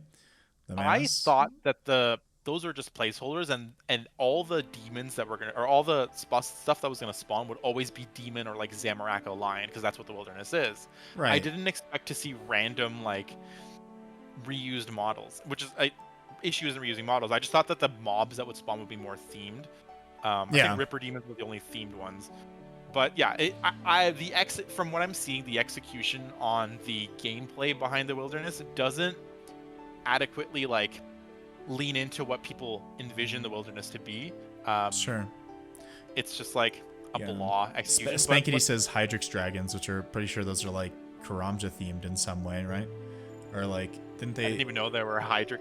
dragons in the game. Hydrix dragons? Yeah, they're like insane Slayer XP, I think. Also, Nick Man says, what Mr. Combat just said reminds me of Will Missett's newest video. I don't know what he's talking about there, but I think we figured out what to call you. You're Mr. Combat now. Mr. Combat. I'm not against that. That's a good name, I think. Yeah. But again, this isn't me like defending or justifying what Jag's doing. Yeah, I think I'm you're just, playing like, devil's advocate abstractly in a way, right? explaining. And just kind of like Not providing discussion, you know? Yeah, I'm just approaching it from a very abstract third-party perspective of like getting people to think about it, and like, yes, roast them for the fact that they sold this as a seasonal game mode and they chucked it full of MTX and created FOMO experiences and offered untradeable or tradable rares that are going to be discontinued. Like, absolutely roast the ever-loving shit out of them for doing that. But also, I just, at a high level, I see it as a missed opportunity to, because I'm biased, to trial improvements of the combat system, and I'm gonna die on that hill. Absolutely, I kind of figured, yeah, that was your stance, that you wanted to try out your, because yeah, you mentioned it in one of your videos. I don't remember which one, but how you wanted to do like a leagues type thing with trying out the new combat system. And as soon as I saw that, I was like, oh, I bet you he wishes that was what this fresh start worlds thing. I was so mad. I was like, what? I bet. What? And that's also like, the coincidental timing on this topic, where I'm basically saying your combat system doesn't appeal to new players. So a fresh start server, like, what fantasy is Bob gonna fall in love with when he puts on a staff? Yeah. The fantasy of breathing fire and then launching a sonic wave and then doing a weird, and like, doing a water wave what? with like what? A tsunami. Equipping Earth Strike and then breathing fire, like. Yeah, that's. What ultimate is gonna capture their attention? Omnipower, like it. No, Omnipower looks like shit, honestly. It looks like dog shit. The visual is so glitchy. Like, it's, I don't know. It's just a missed theme. Again, I kind of got into EOC like a little bit when it came out, and then that was when after that was when I started trying other games. Like when I graduated high school in 2017, and it was around then, like high school to college was when I really started kind of experimenting with more games. That's when I played Smite a lot in high school, and I played a lot of Overwatch in college, and it was just like when I tried ultimates in those games, it just felt like game changing. You know what I mean? Like every time you press an ultimate, like, you know, you do an Earth Shatter with Reinhardt, right? And it's just like, it's just awesome, right? Like it's so fucking cool. You know what I mean? Like, you're this massive German man, you slam your hammer on the ground so hard that it knocks down everyone else in front of you. You know what I mean? Yeah, and it's powerful. Hammer down. Hammer down. Thunder strike. Right. And everyone gets knocked down. And you're like, so fuck yeah. Fucking cool. And then what do? You start charging at them with like a rocket behind your back. Like, and then you slam someone and murder them. And what does the game do? It goes dee, and you know that you did well. Like, it. Yeah. You're just like, yes, that's a satisfying fantasy. And now you feel like big man with strong hammer. You do. Right? Everything feel that like big strong Reinhardt man, does, giant hammer. You know what I mean? Yeah. Let me protect you because I'm big, strong shield man, and you are weak, tiny. That's thing. something that. Put shield. Yeah, that's thematic.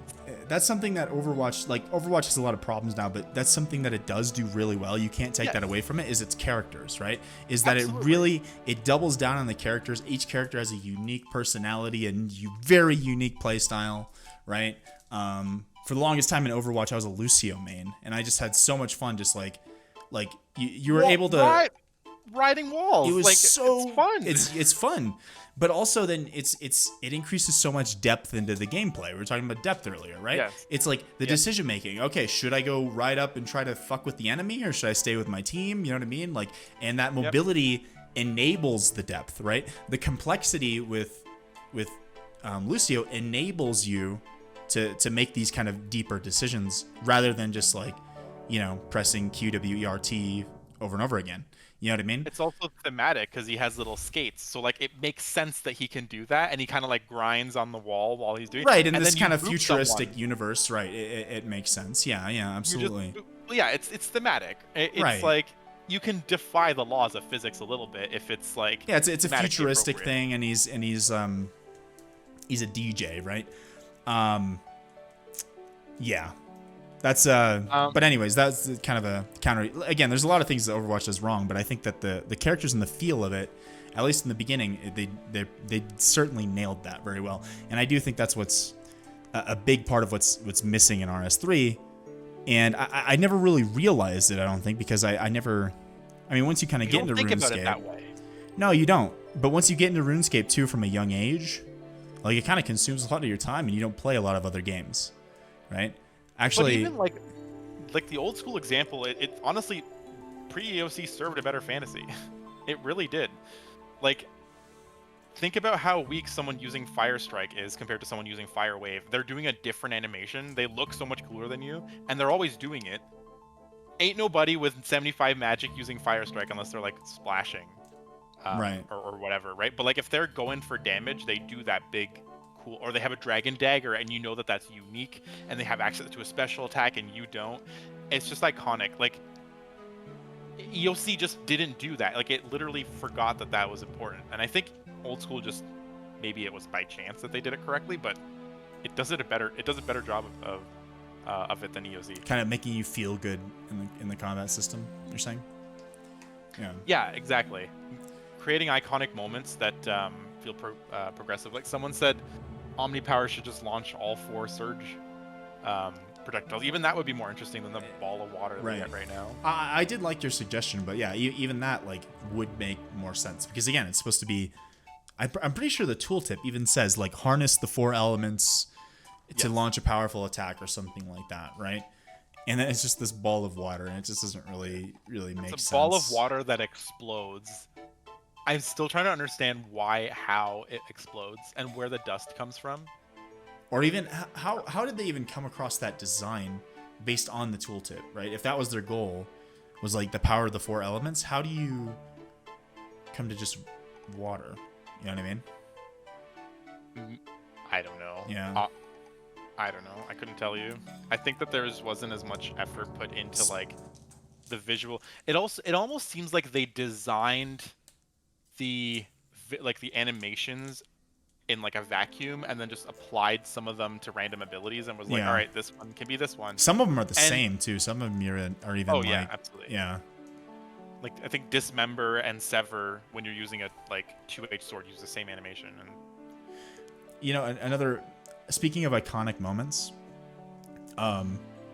this actually isn't even an old school thing, but back in like, was it 2010 or 2011 at some point, they changed the animations for the base spells, right? In RuneScape, yes. right? Yes. And I remember when I was a kid, I first did like Earth Blast or something like that, and I thought that was so cool to like, I pulled this rock out of the ground and threw it at the enemy, right? Yep. I was like, that is awesome. You know what I mean? I was like, that is so cool. Like, and that's like, so that's, you know, iconic. You know what I mean? I don't know what happened between 2010 and whenever EOC launched, because those animations were phenomenal. They were so cool. I lost my shit over them. It was still thematic with the kind of older art style of RuneScape and the older RuneScape, but it felt better though. But it still felt exactly. You know? And that's what I say. That's what I mean when I say you can take something that people recognize and modernize it. That's exactly what they did. The Fire Strike, or the strike spells in old school, it's the same model, just recolored, but that one took it and made them unique. But it still felt like Air Strike. It felt like Water Strike. Right. Scaling up to Water Surge. But they gave each of the elements a unique theme, a unique sound effect that matched an animation that was unique to that element. It's a perfect example of take what works and modernize it. Like, you can lean into what already is kick-ass. And I don't know why I never made that comparison, but yeah, and I would say that the thing you said in your video today about how magic feels like you're like shooting a gun out of your staff or something like that, right?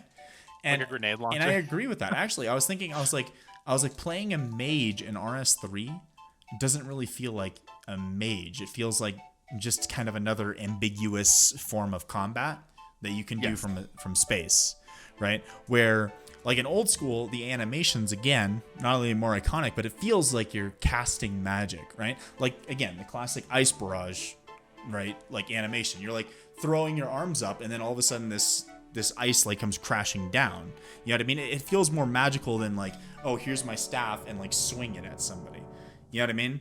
Like, Yeah. to me at least, you know. And I'm not saying that old school does it perfectly, but again, it just doesn't feel like magical, especially when the abilities in practice are basically the same as ranged, right? Like, it's like, okay, rapid fire binds instead of stuns. It's like, okay, great. You know what I mean?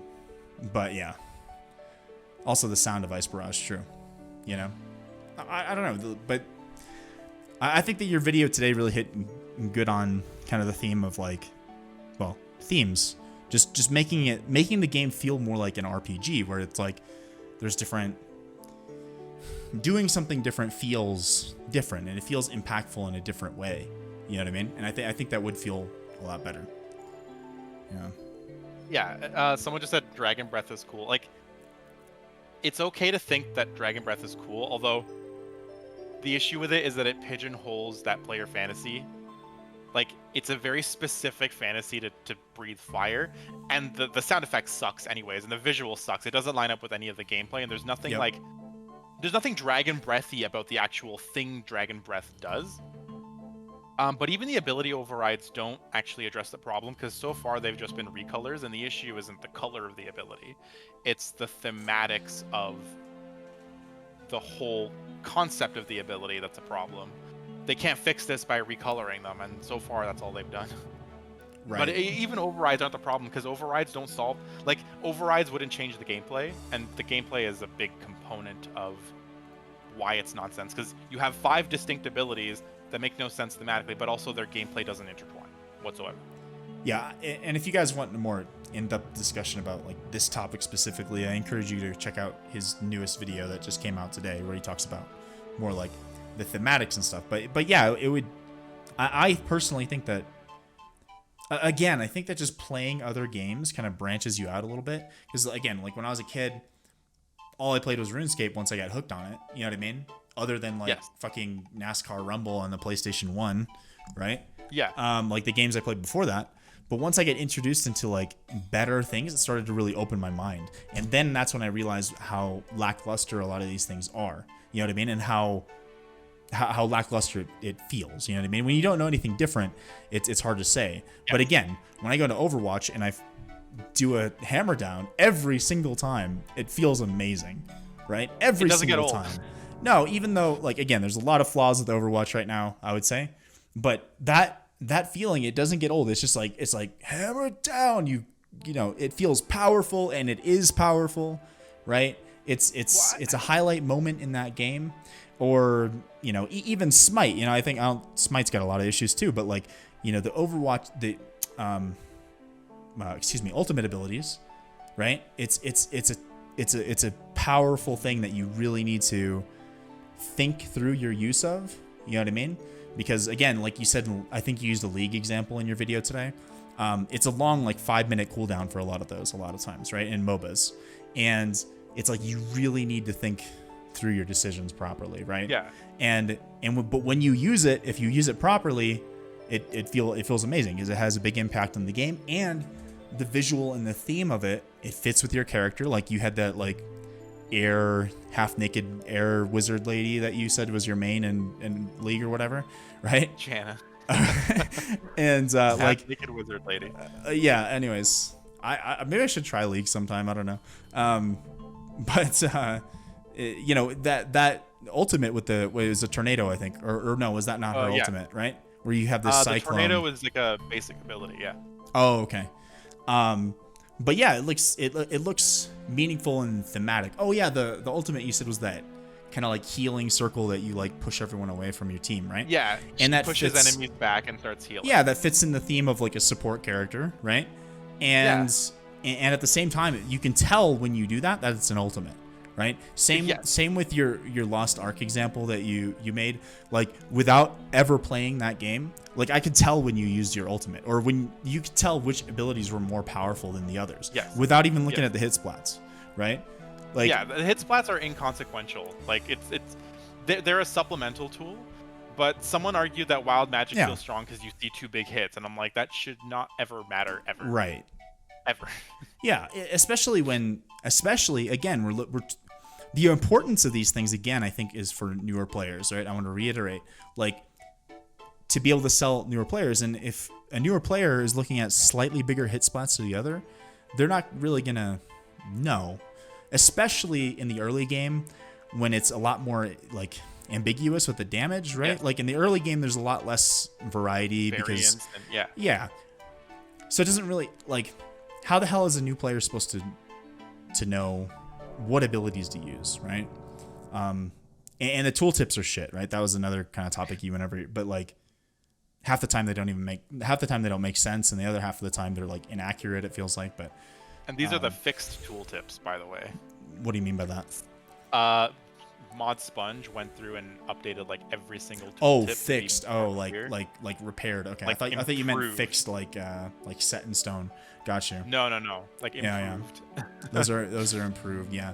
I think the whole ability damage thing is kind of weird, right? It like from the very beginning. Actually, now that I think about it, when EOC came out in the beta and stuff like that, I remember looking at these. It's like, 75 to 150% ability damage. And I'm like, what the fuck does ability damage mean? You know what I mean? It's not like communicated anywhere. Yeah, now that I think about it, I don't think there's anywhere that you can really.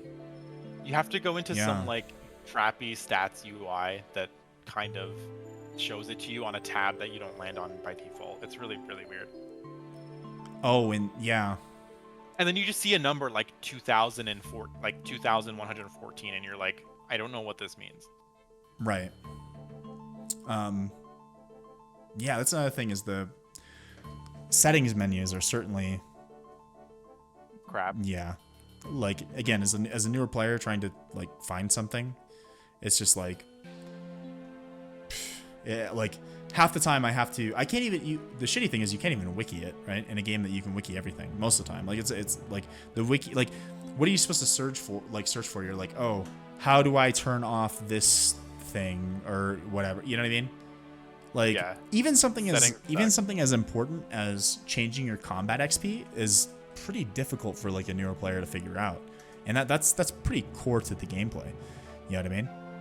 Pretty difficult to figure out. Search, but this is also something that I'm sure, like, they've gotten so much feedback on this that like the only thing maybe stopping them is they aren't convinced it's that big of a deal, or there's some technical limitation. Like, it's not, this is a new feedback they've gotten. So it's like, do they just... Maybe the developers care, but the executives are like, no, that's not worth your dev time. It would take you 2 months to fix it. I think a lot of issues with big gaming companies kind of boil down to that, Exec stuff, yeah. Yeah, and like when we were talking about... Well, yeah, and I don't believe it's a lack of passion on behalf of the developers. Not on the developers' part. Or even no. Honestly, even a lot of these, like, say, poor design decisions that we were talking about, I don't think that's really necessarily that it was due to like low effort on behalf of the developer, but I think that it's rushed out by the executives, right? I think a lot of this content is rushed out by the executives, and that's the point that that I wanted to make. I guess like I'm backtracking, but there was something that I forgot that I wanted to say earlier. When we were talking about intuitive game, I know we're kind of getting back on the combat system, but when we were talking about intuitive gameplay for the combat system, we talked about a lot of examples about how things don't feel intuitive. But I would say the biggest thing that, for me as a newer player, when I was trying to like kind of like relearn this system, was that a lot of times I would run into something that was kind of janky or weird. And then when somebody would explain it to me, right, instead of feeling like, oh, okay, like an aha moment, like, oh, I get it now, you know what I mean? I just felt like, I was like, but why? You know what I mean? That was like my response. I was like, they're like, oh, no, actually, it works like this, right? Somebody in my comments or Twitch chat or whatever, right? Yeah. And instead of being like, oh, yeah, oh, okay, that makes sense now, I'd just be like, okay, but why? Why does it work that way? That just doesn't make sense. You know what I mean? And I think that's kind of the... I don't know, there's a lot of fundamental issues, I think, with the combat system, like you said. And just the feedback system. What you're describing is the difference between complexity that's like makes sense and then like nonsensical complexity, right? Sure. A good MMO can have complexity isn't inherently bad if when you kind of like when it clicks for you, you go, oh, that makes so much sense. Okay, Right. I understand why they did that, and now I can take that information and do cool things with it. Versus, why do auto attacks reset their timer in some weird way, and why are there random abilities that let you fire an auto attack off and other ones randomly don't? Like it, there's no there's no method to the nonsense. It's just Yeah. what the hell's going on? And as a newer player, it feels inconsistent to me, at least. Very inconsistent. Yeah. It feels really inconsistent. Like, yeah, I don't know. You can't do anything about it. You just sit there and you're like, I guess, all right, like this is my life. You're like, I guess this is happening to me now. You know. It's just so inconsistent with how like well established games approach design now. Sure. Because when you try literally anything else in the market, things just feel a little bit easier to understand, even if they are inherently complicated. Like Right. League, people will consider to be a very complicated game because there's many champions to learn, there's many items to interact with. Yeah, a lot of But then ability interactions too, right, between Yeah, characters. but Yeah. Also, there's so many champions that I played against in League, like a new champion. I don't feel like I have to go search up what their kit did to figure out what happened to me. Like if I play against it for maybe 1 or 2 games, I have it figured out. And I never need to know the details about their abilities because I can tell, oh, they just shot a circle at me and it killed me. Okay, dodge the circle next time, right? Right. Like, and that's a result of ensuring that their combat feels readable and intuitive.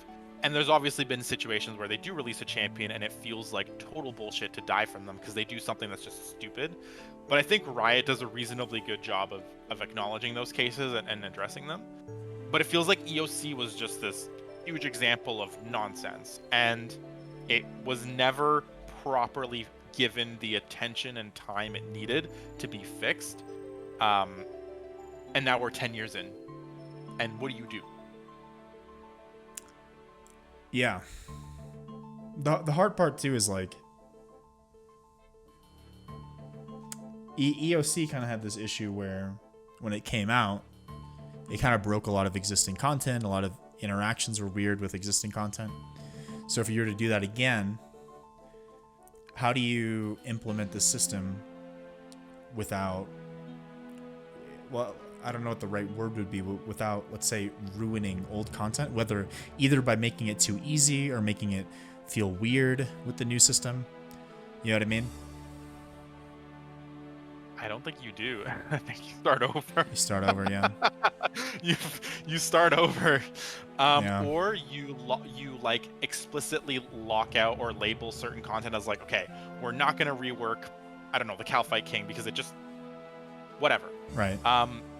It's not like there's not already dead content existing in the game. Is it the end of the world if certain content gets like? No, that's not what I'm saying. vaulted, That's right? not what I'm saying. I'm not saying that like having like old content or outdated content is necessarily a bad thing, but you also don't want to just like introduce this massive new innovative combat system and then just have nothing to use it on, right? Yes. Because like all the bosses are outdated and designed for that other system, you know? Yeah, and then I think about how some bosses released in 2019 can be done in the old school system. But Yeah. like suppose let's say I was in charge of designing like a leagues for RS and it came with a new Okay. combat system. Sure. Because it's a leagues, it's really easy to just lock out existing content. But what I would also do is I would introduce reimagined existing bosses designed to fit with that combat system. So you would have the King Black Dragon being a major boss in this leagues, and that King Black Dragon would do things that expect you to use the tools that you now have access to with the new combat system. Okay. And so we can lean into the thematics of, wow, we're all going back to when the KBD was kicking our ass, right? Like when you think about that, like that excites me. I'm like, wow, I would love to grab my friends and go try to take on the King Black Dragon, but Yeah. we're now using a modern version of the combat system that's fun to engage with, but feels new and refreshing. And the KBD is doing Sure. things that, as a kid, I felt like he was doing to me, but really all he was doing was auto-attacking me nonsensically. But now he's shooting an ice breath at me, and it does something unique, and I have to use this unique tool to deal with it. So Yeah. if I was to approach improving combat, I would redesign those bosses intently, and maybe I only have 5 on season 1, and then season 2 of my league, I go, hey, I'm bringing in the Queen Black Dragon, and she's been refreshed, right? Like you use it as an opportunity to piecemeal. I would like to see a Rework? refreshed Queen Black Dragon, honestly. Yeah. I would like to see an entire like raid experience where it takes iconic bosses that we one hit now and they just mop the floor with you. Yeah. Like that would be thematically cool. Varric Lift in my doesn't head, do it but- for you? No, I say I've never even done that elite dungeon. Oh, really? Nothing that my one defense Iron Man wants from that. So what am I gonna? Yeah, you don't want I'm greater gonna go bar. after him. Um. No, you just mage everything. Oh, okay. Greater Barge is one of the worst things I've ever touched in my life. Anyways. Why? It just makes no sense. Like how you trigger the passive effect, the like bleed effect. The bleed effect itself is just inconsistent with what other things are bleeds because it's not really a bleed. Right, because it's still boosted by damage effects and stuff like that, and Yeah, you get like a weird buff icon that comes a tick too late to tell you that you have the buff, and there's like weird targeting things you can do to optimize it. Just like, it's just nonsense. I think I rip it apart in episode 1, at some point, but okay, I have no interest in interacting with that ability ever. fair enough. What's it speaking of things that like feel unintuitive or like target cycling is something that kind of feels like it should be easier to do, or maybe something that's more standard, right? Like for a keyboard-based game, right? A lot of things you can do almost anything with the keyboard, and you can target cycle with the keyboard, but the game never tells you that, right? And especially with certain bosses or whatever, they have kind of weird hitboxes, or they have a weird timing that you can actually target them, right? Yeah. And yes. like Hellweir, for example, like you can target him in the middle of his like transformation animation at the beginning of the fight, like when he transfers from the man, you know what I mean? But it's like the hitbox is kind of weird, and it just feels like it's weird timing, you know what I mean? Where that feels like something that should be maybe more intuitive, I suppose. We using that word a lot, but or just more straightforward, I guess. You know what I mean? And also even the settings menu that I looked at for target cycling doesn't really feel like it makes sense until you play around with it. You know what I mean? It's weird to talk about target cycling because when I think about target cycling, it only exists in WASD movement games. In League and in Lost Ark, there's no target cycling because in all the click to move games I can think of, there's no target cycling. And I'm just realizing maybe that maybe the issue isn't that target cycling should be easier, but maybe just clicking on things should be easier. Yeah. And like the hitboxes should be more defined or whatever, you know? Yeah, although like EOC is a tab target combat system. That's what it is, because you target and then you dump your abilities and your abilities launch at your target. So it makes sense that you have a target cycle button. Yeah. But also there aren't many games that there aren't any like successful click to move games I can think of that also use tab targeting, because in every case I can think of, it's League, it's Lost Ark, and it's old school RuneScape, and none of them have any version of tab targeting. You click to target. Yeah. League has some things like attack move, which basically mean when you click to move to a certain area, if like you click within your attack range, your character will attack the nearest thing. Like there's things like that make it easier to attack stuff. But target cycling specifically is a weird one to think about, because it's hard for me to compare it to something similar. The example I used, which was Arcade, you're WASD moving, so your mouse isn't really being used to click on things typically. So you use tab to target. Sure. So it's a weird one. But yeah, it's wonky. It makes no sense. It should be client-sided because the server's too unresponsive. It's just another one of the things that feels like wasn't properly fleshed out. The technology for it doesn't really exist. And so it'll always feel unintuitive as a result of the fact that it doesn't exist in a system that adequately supports its existence. Yeah. I would say as a new player, sometimes it feels like, in RS3 specifically, sometimes it feels like it's unclear what I should be doing with my mouse versus what I should be doing with my keyboard. You know what I mean? Yeah. Like, interestingly, Lost Ark doesn't let you actually use your abilities with your mouse. It just straight up does not let you. Like if you click on your abilities, nothing will happen. Well, same with a lot And of games. I mean, does yeah, League let you do that? you can click your abilities with League. Really? Yes. Oh, okay. Yeah. You can't with Smite, but it's also like a POV type thing, so it wouldn't make sense. Like your mouse isn't free, so I assumed Yeah. that you wouldn't be able to in League too. But I guess in a I point and think, click type thing, yeah, you probably could. yeah, your mouse, like you should never click your abilities. It is objectively Right. suboptimal It's to do so. right. It's really bad to yeah. But it might be something just because some people maybe don't like. I think it's just an accessibility thing for League because Sure. they want an accessible game. If someone wants to click their ability. When I first started League in Season 1 back in 2011, I actually did click my abilities because I was used to old school RuneScape and you click everything. Right. So I used to click abilities really, really fast, and people would be like, "You shouldn't be doing this because even though it's working for you, it's not Yeah. going to scale." That was same with me with my adjustment to RS3. I kind of started clicking on abilities. I've gotten used to using my keyboard now, but even with the unclarity, what I more mean is like there's so many other things that you can be doing with your action bar that it doesn't feel clear. You know what I mean? Yeah. Like clicking on Yeah, potions. I still click things sometimes. Yeah, exactly. Right? Do you click potions? Do you click to equip, or do you use an action bar? And that's a consequence of your action bar also just being a shortcut to clicking things. Right, rather than really an ability bar. You know what I mean? It's Exactly. Yeah, it's just it muddies its use case. Right. And what do you think the use case should be for that? I don't know, because EOC is so poorly defined. You have to kind of define your combat system, and then as part of that, define how do players make inputs. Like Lost Ark action bar that you saw in my video, the bottom right is for consumables only. Right. There's like 3 slots or something that's for yeah.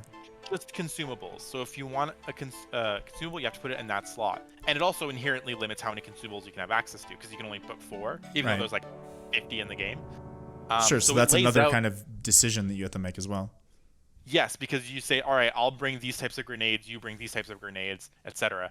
And during the fight itself, you can only use it 3 times. Like if you run it, you can't just bring 500 vulnerability bombs and go nuts. It's part of the restriction. But they very clearly lay out how to use your action bar, and I think that makes the game experience a little bit easier to fall into, because exactly your experience, you're not sure if you're doing things optimally because you can do it so many different ways, and sometimes too much choice can make players feel like their choice is always suboptimal. Like it's ambiguous if their choice was a good one. Yeah, it's hard. I don't know. It's hard to say. That's a tough one. That's a lot of that's UI design, which I'm not well versed in. I can talk about it like kind of superficially, but sure, there's literally people that study user interfaces all day, every day, and how to make inputs. And I used to work in technology and like as kind of like in a project management type role. Not exactly, but like I remember some UI designers are absolutely amazing. Like they're artists really, but you don't really think about it that way. Yeah. But like I give this guy, one of these UI designers I used to work with was from Serbia, and I used to give him like, I'd be like, we want the app to be able to do this, this, and this. You know what I mean? Like the client doesn't really know what they want, right? But they said that they need this, right? And then they just come back with something amazing that just like flows perfectly. I'm like, how? You know what I mean? It's certainly its own skill set. But anyways, to wrap things up, what do you think? Obviously, you're focusing on reworking the combat system. If you could summarize, if you could summarize in 5 minutes, what does your reworked combat system look like? My reworked combat system. Summarize your 5 1-hour videos into 5 minutes. Oh God. Well, I don't. That's not a hard requirement, by the way, but you know what I mean. Like summarize it. If I was to summarize the videos, episode 1 is kind of a like mishmash of random thoughts on why combat feels bad. It's not super organized, but it kind of just, the entire point of episode 1 was to shock people and say, look, this isn't just me cherry picking examples, and fundamentally like combat is in a really bad state and it feels bad, and let's put it all into words. That was the whole point of episode 1. And then episode 2 takes a random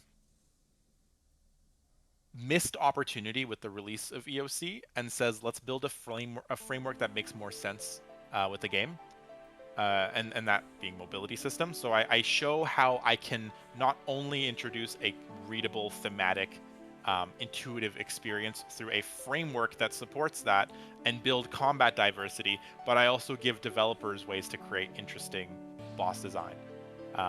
All just the mobility system I pitch serves all these higher level goals of we should make sure that boss designers have room to make interesting bosses, combat styles feel unique and diverse, there's themes, etc. Like you set these high level goals and build design frameworks around that and serve it. Episode 3 is proof that we can't just work within what the game offers us, because I basically say combat triangle and accuracy system kind of sucks, and here's how we can fix it within, like realistically within what's possible within the game right now. Here's a solution that ruffles as few feathers as possible. And the solution doesn't really like address a core problem. Like, yes, it'd be an improvement, but it's not going to bring people back to the game, which is, I think, the main that reason. video, I think it was like, I think your solution was the one that made me least like, oh yeah, okay, that's really like, I guess excited about it, but it felt like something that was just kind of necessary. I don't even know if it's like, or I guess I don't think it's like a perfect solution, but I feel like, again, within the constraints, it's something that works better than what works now.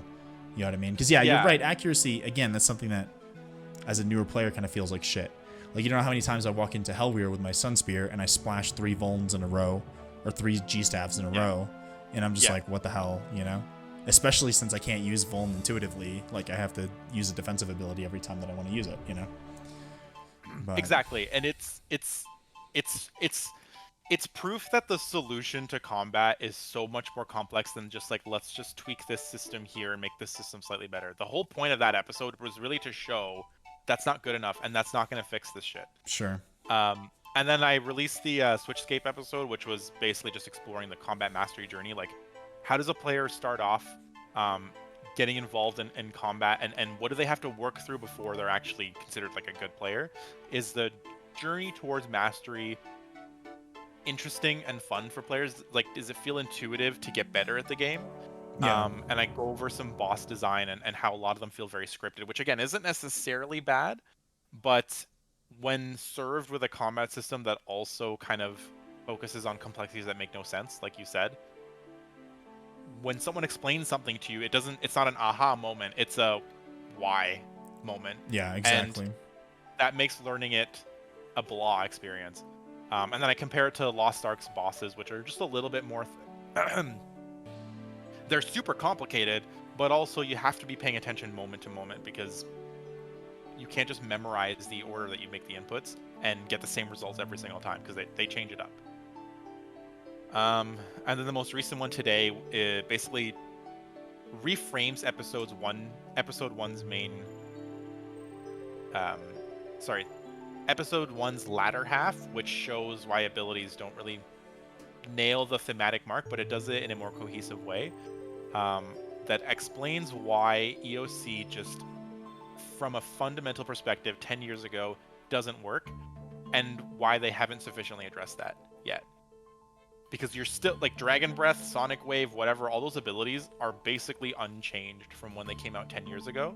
They were wrong then. Sure, maybe their damage values or cooldowns or whatever changed, but that set of abilities was wrong 10 years ago. It's still wrong now. Yeah. And nothing's been addressed, or nothing has been meaningfully done to address that. And I honestly think if they don't address that or acknowledge it as a core problem, they're not going to get anywhere with this game. I think it's just going to not retain or attract new players, and Fresh Start Worlds won't change that. No, it's that's my won't. summary. Yeah. No, I think that's pretty good. Greater Dragon Breath. Yeah. Well, hey, half the greater abilities use the same animation, so. Yeah, they do. It's just kind of like, yeah, all the abilities kind of feel like it's just different damage numbers. You know what I mean? And that's it. They don't serve a fantasy. Whereas the Lost Ark example, every ability like looked and sounded pretty unique. Even if most of them did just devolve into deal damage, at least you aimed it, so it was meaningful to select a direction, and they did slightly different things in a thematic way. Yeah. Rather than me just going raise staff, gun staff, raise staff, raise staff, and it's just like boring sound effects. Yeah. Yeah,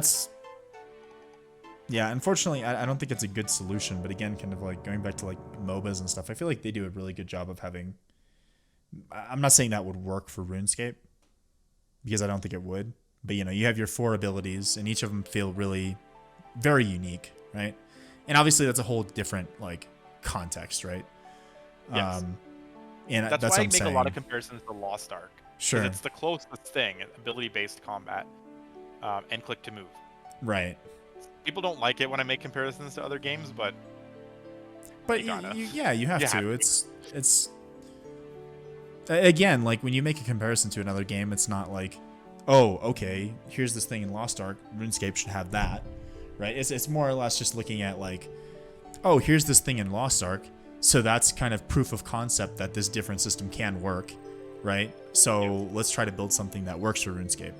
You know what I mean? Again, hopefully fitting into the theme of RuneScape.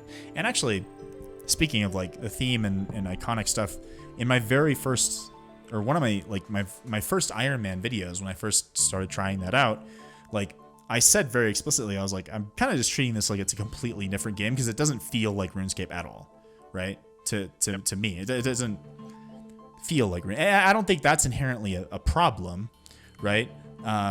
For a lot of old school players, it is, right? Like for me, it's like if I want the RuneScape experience, I'll go play old school, right? Where if I want this different experience, I'll do this. That doesn't mean though, like if we want to keep with the theme, I agree. Like now that you've said it, I've kind of romanticized this idea of having a modernized RuneScape that still feels like RuneScape, right? Like the thematics of it, right? Having these special attacks that feel meaningful and having these, different interactions with the world that feel meaningful and feel themed to RuneScape. That sounds like an amazing idea. Honestly, I don't think it's ever going to happen, but like, I love your work, dude. But honestly, I feel like sometimes it's like in vain. That's what I feel like sometimes, you know what I mean? And I mean, if I'm a billionaire one day, maybe I'll buy Jagex and give you the reins of RS3. But here's the thing. But it's yeah. What's the thing? A lot of people don't know this, but I'm a software developer. Okay. I figured you were kind of into game design and stuff like that, but so there's very little stopping me from installing Unity and building up spending 20 years on your vision of your yeah. Well, because game engines do a lot of the like hard work for you, you can kind of skip to just the actual implementation of the game. So it wouldn't even take that long for me. Like I could probably get like a workable, playable prototype up and ready to go in maybe a year. And then obviously people would try it and be like, this is garbage. You did a million things wrong. And then I would probably spend 2 more years iterating on it. Mm-hmm. But I think I could reasonably get something up and going just to kind of like scratch that itch for myself and like the close friends I have. Yeah. So who knows? Maybe you just inspired me to go. Maybe I stop making YouTube videos and I go build. Just make sure I'm on the beta list, okay? On the closed beta list. You'll be alpha. Yeah, alpha. There we go. Yeah.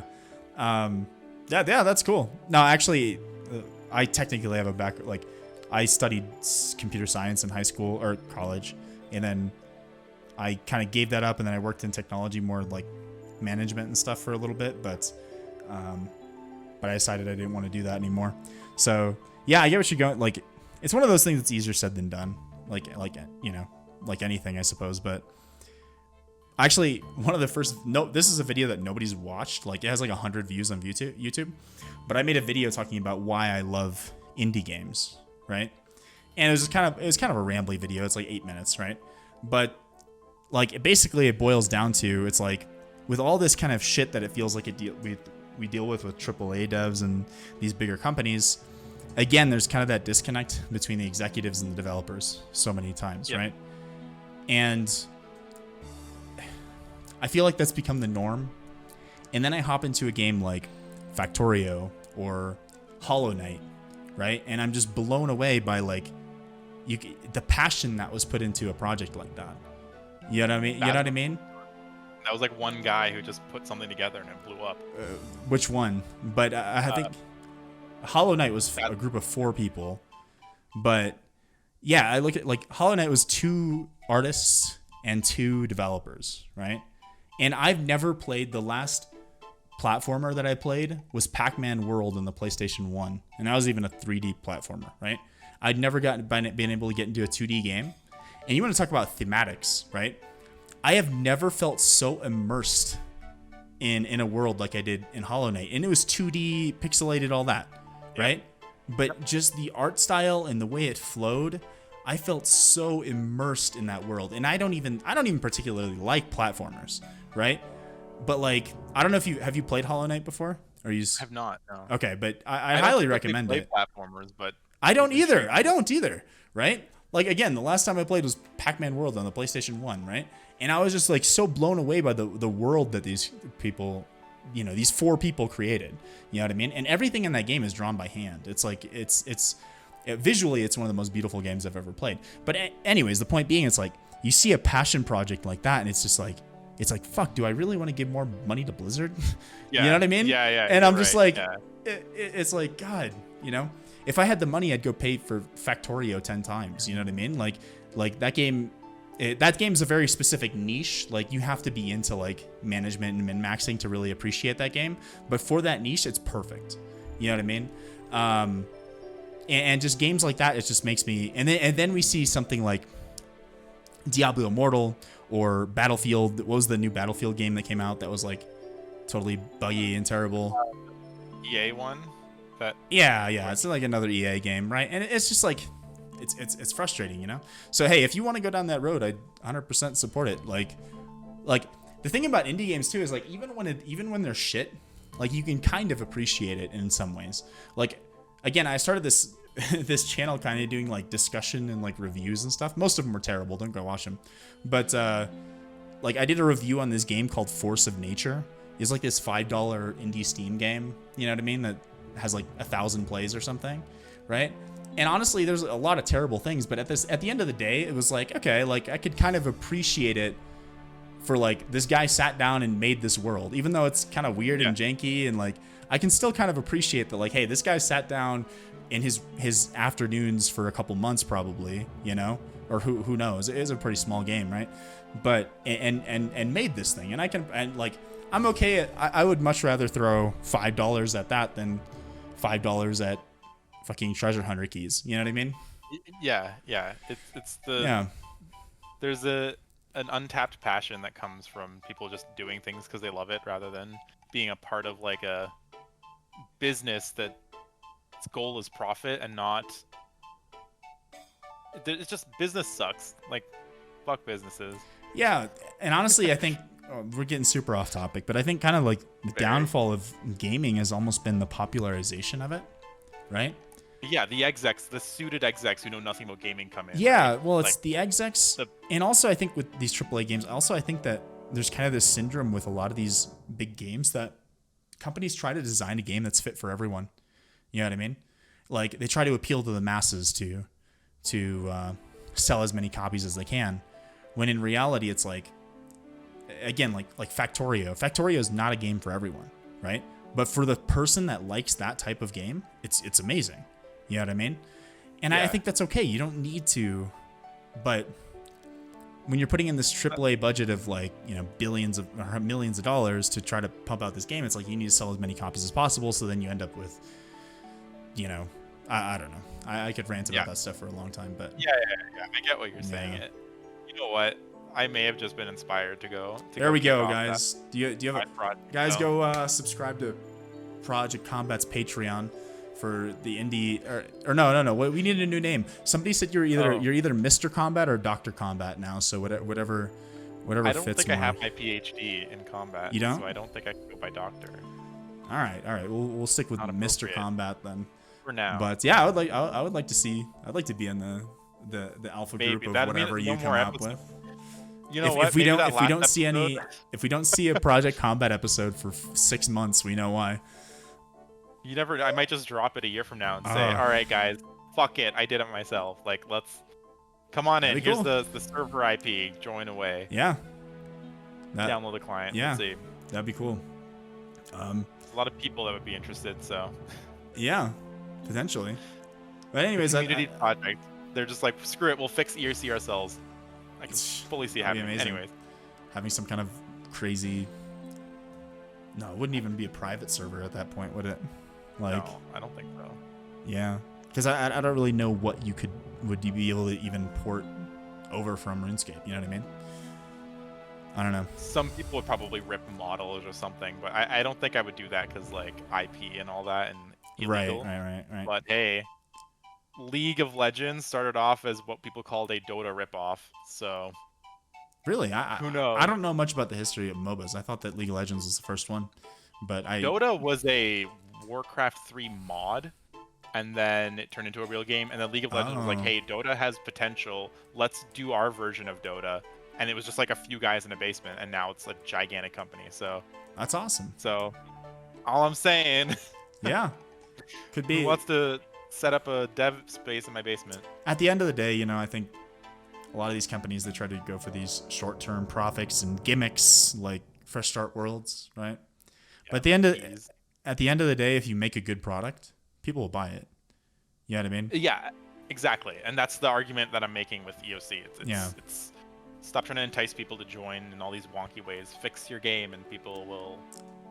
They'll play. My favorite comment, I think it was on it was on Reddit, I think, from that whole drama, was like, it was, why not try to attract new players with actually good content? Good content, right?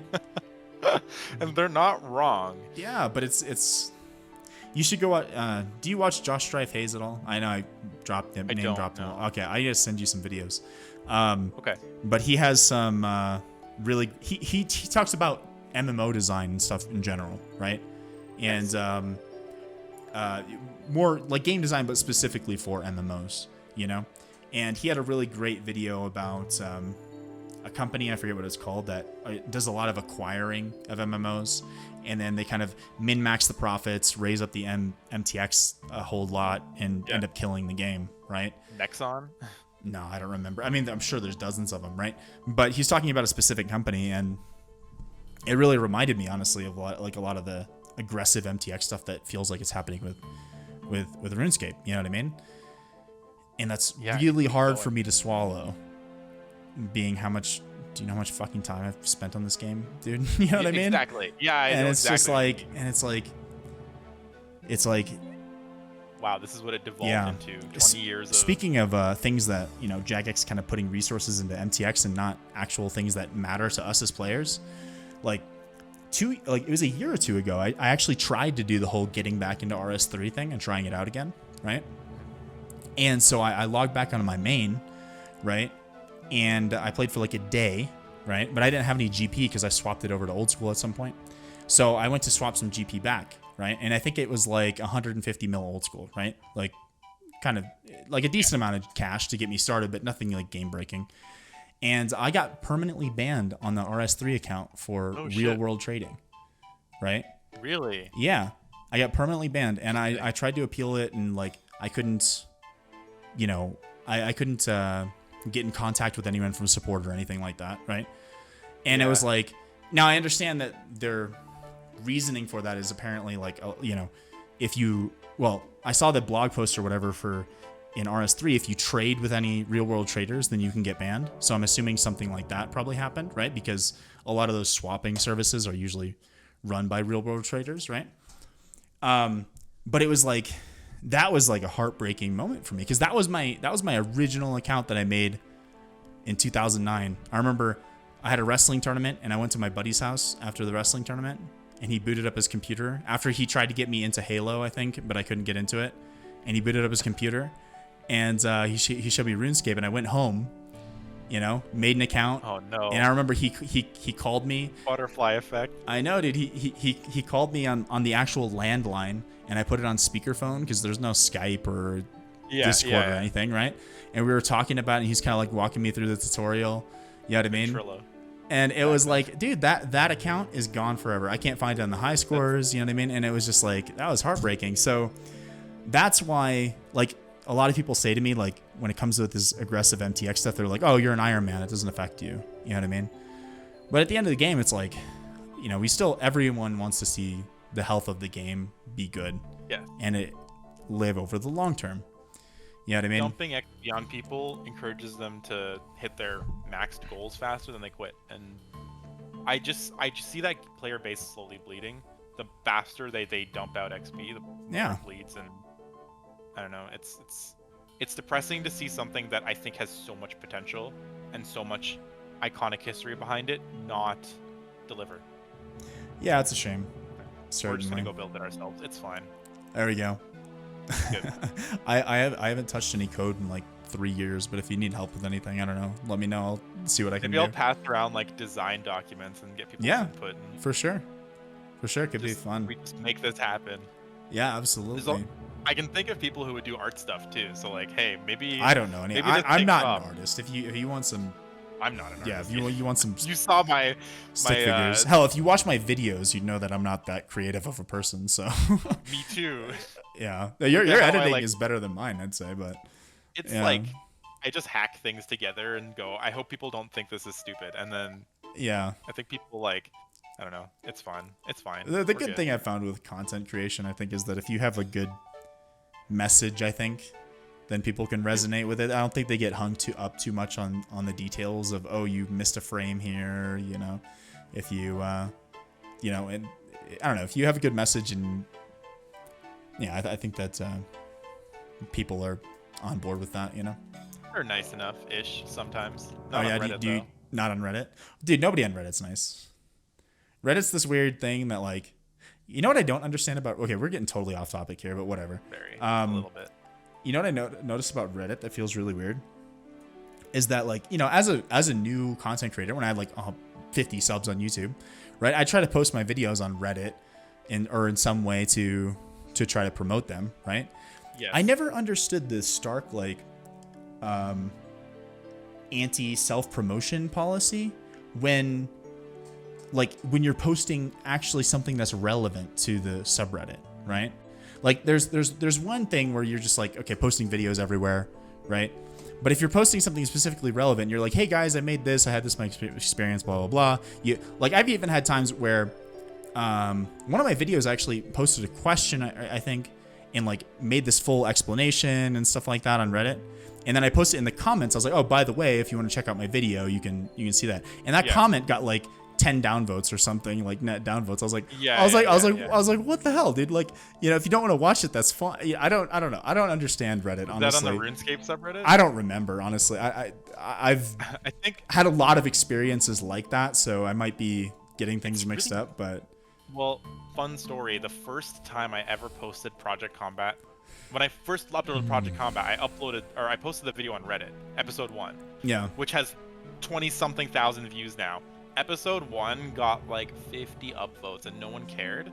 And then that's pretty decent, I would say, though, for I don't know. What was your upvote to downvote ratio? It tells you that. Let me check. But anyways, the point is the next day, I posted again, but instead of posting the video, I posted like a big post and then added the video at the bottom, and it got 1,100 upvotes on the RuneScape subreddit. So it's just like, I think it's random sometimes if something takes off or not. Right. Here's one on the old school RuneScape subreddit. Oh shit, if I talk about this, I'm kind of going to be revealing my new old school series. Uh-oh. But spoilers. I don't want to do that. But basically I was posing a legitimate question, right? About basically I kind of created this like spreadsheet of sorts, right? And I was asking for input, right? On the spreadsheet, right?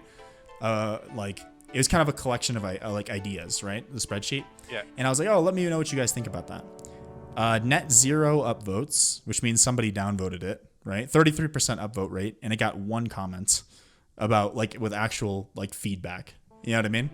And I was like, why? This is like a perfectly legitimate post. You know what I mean?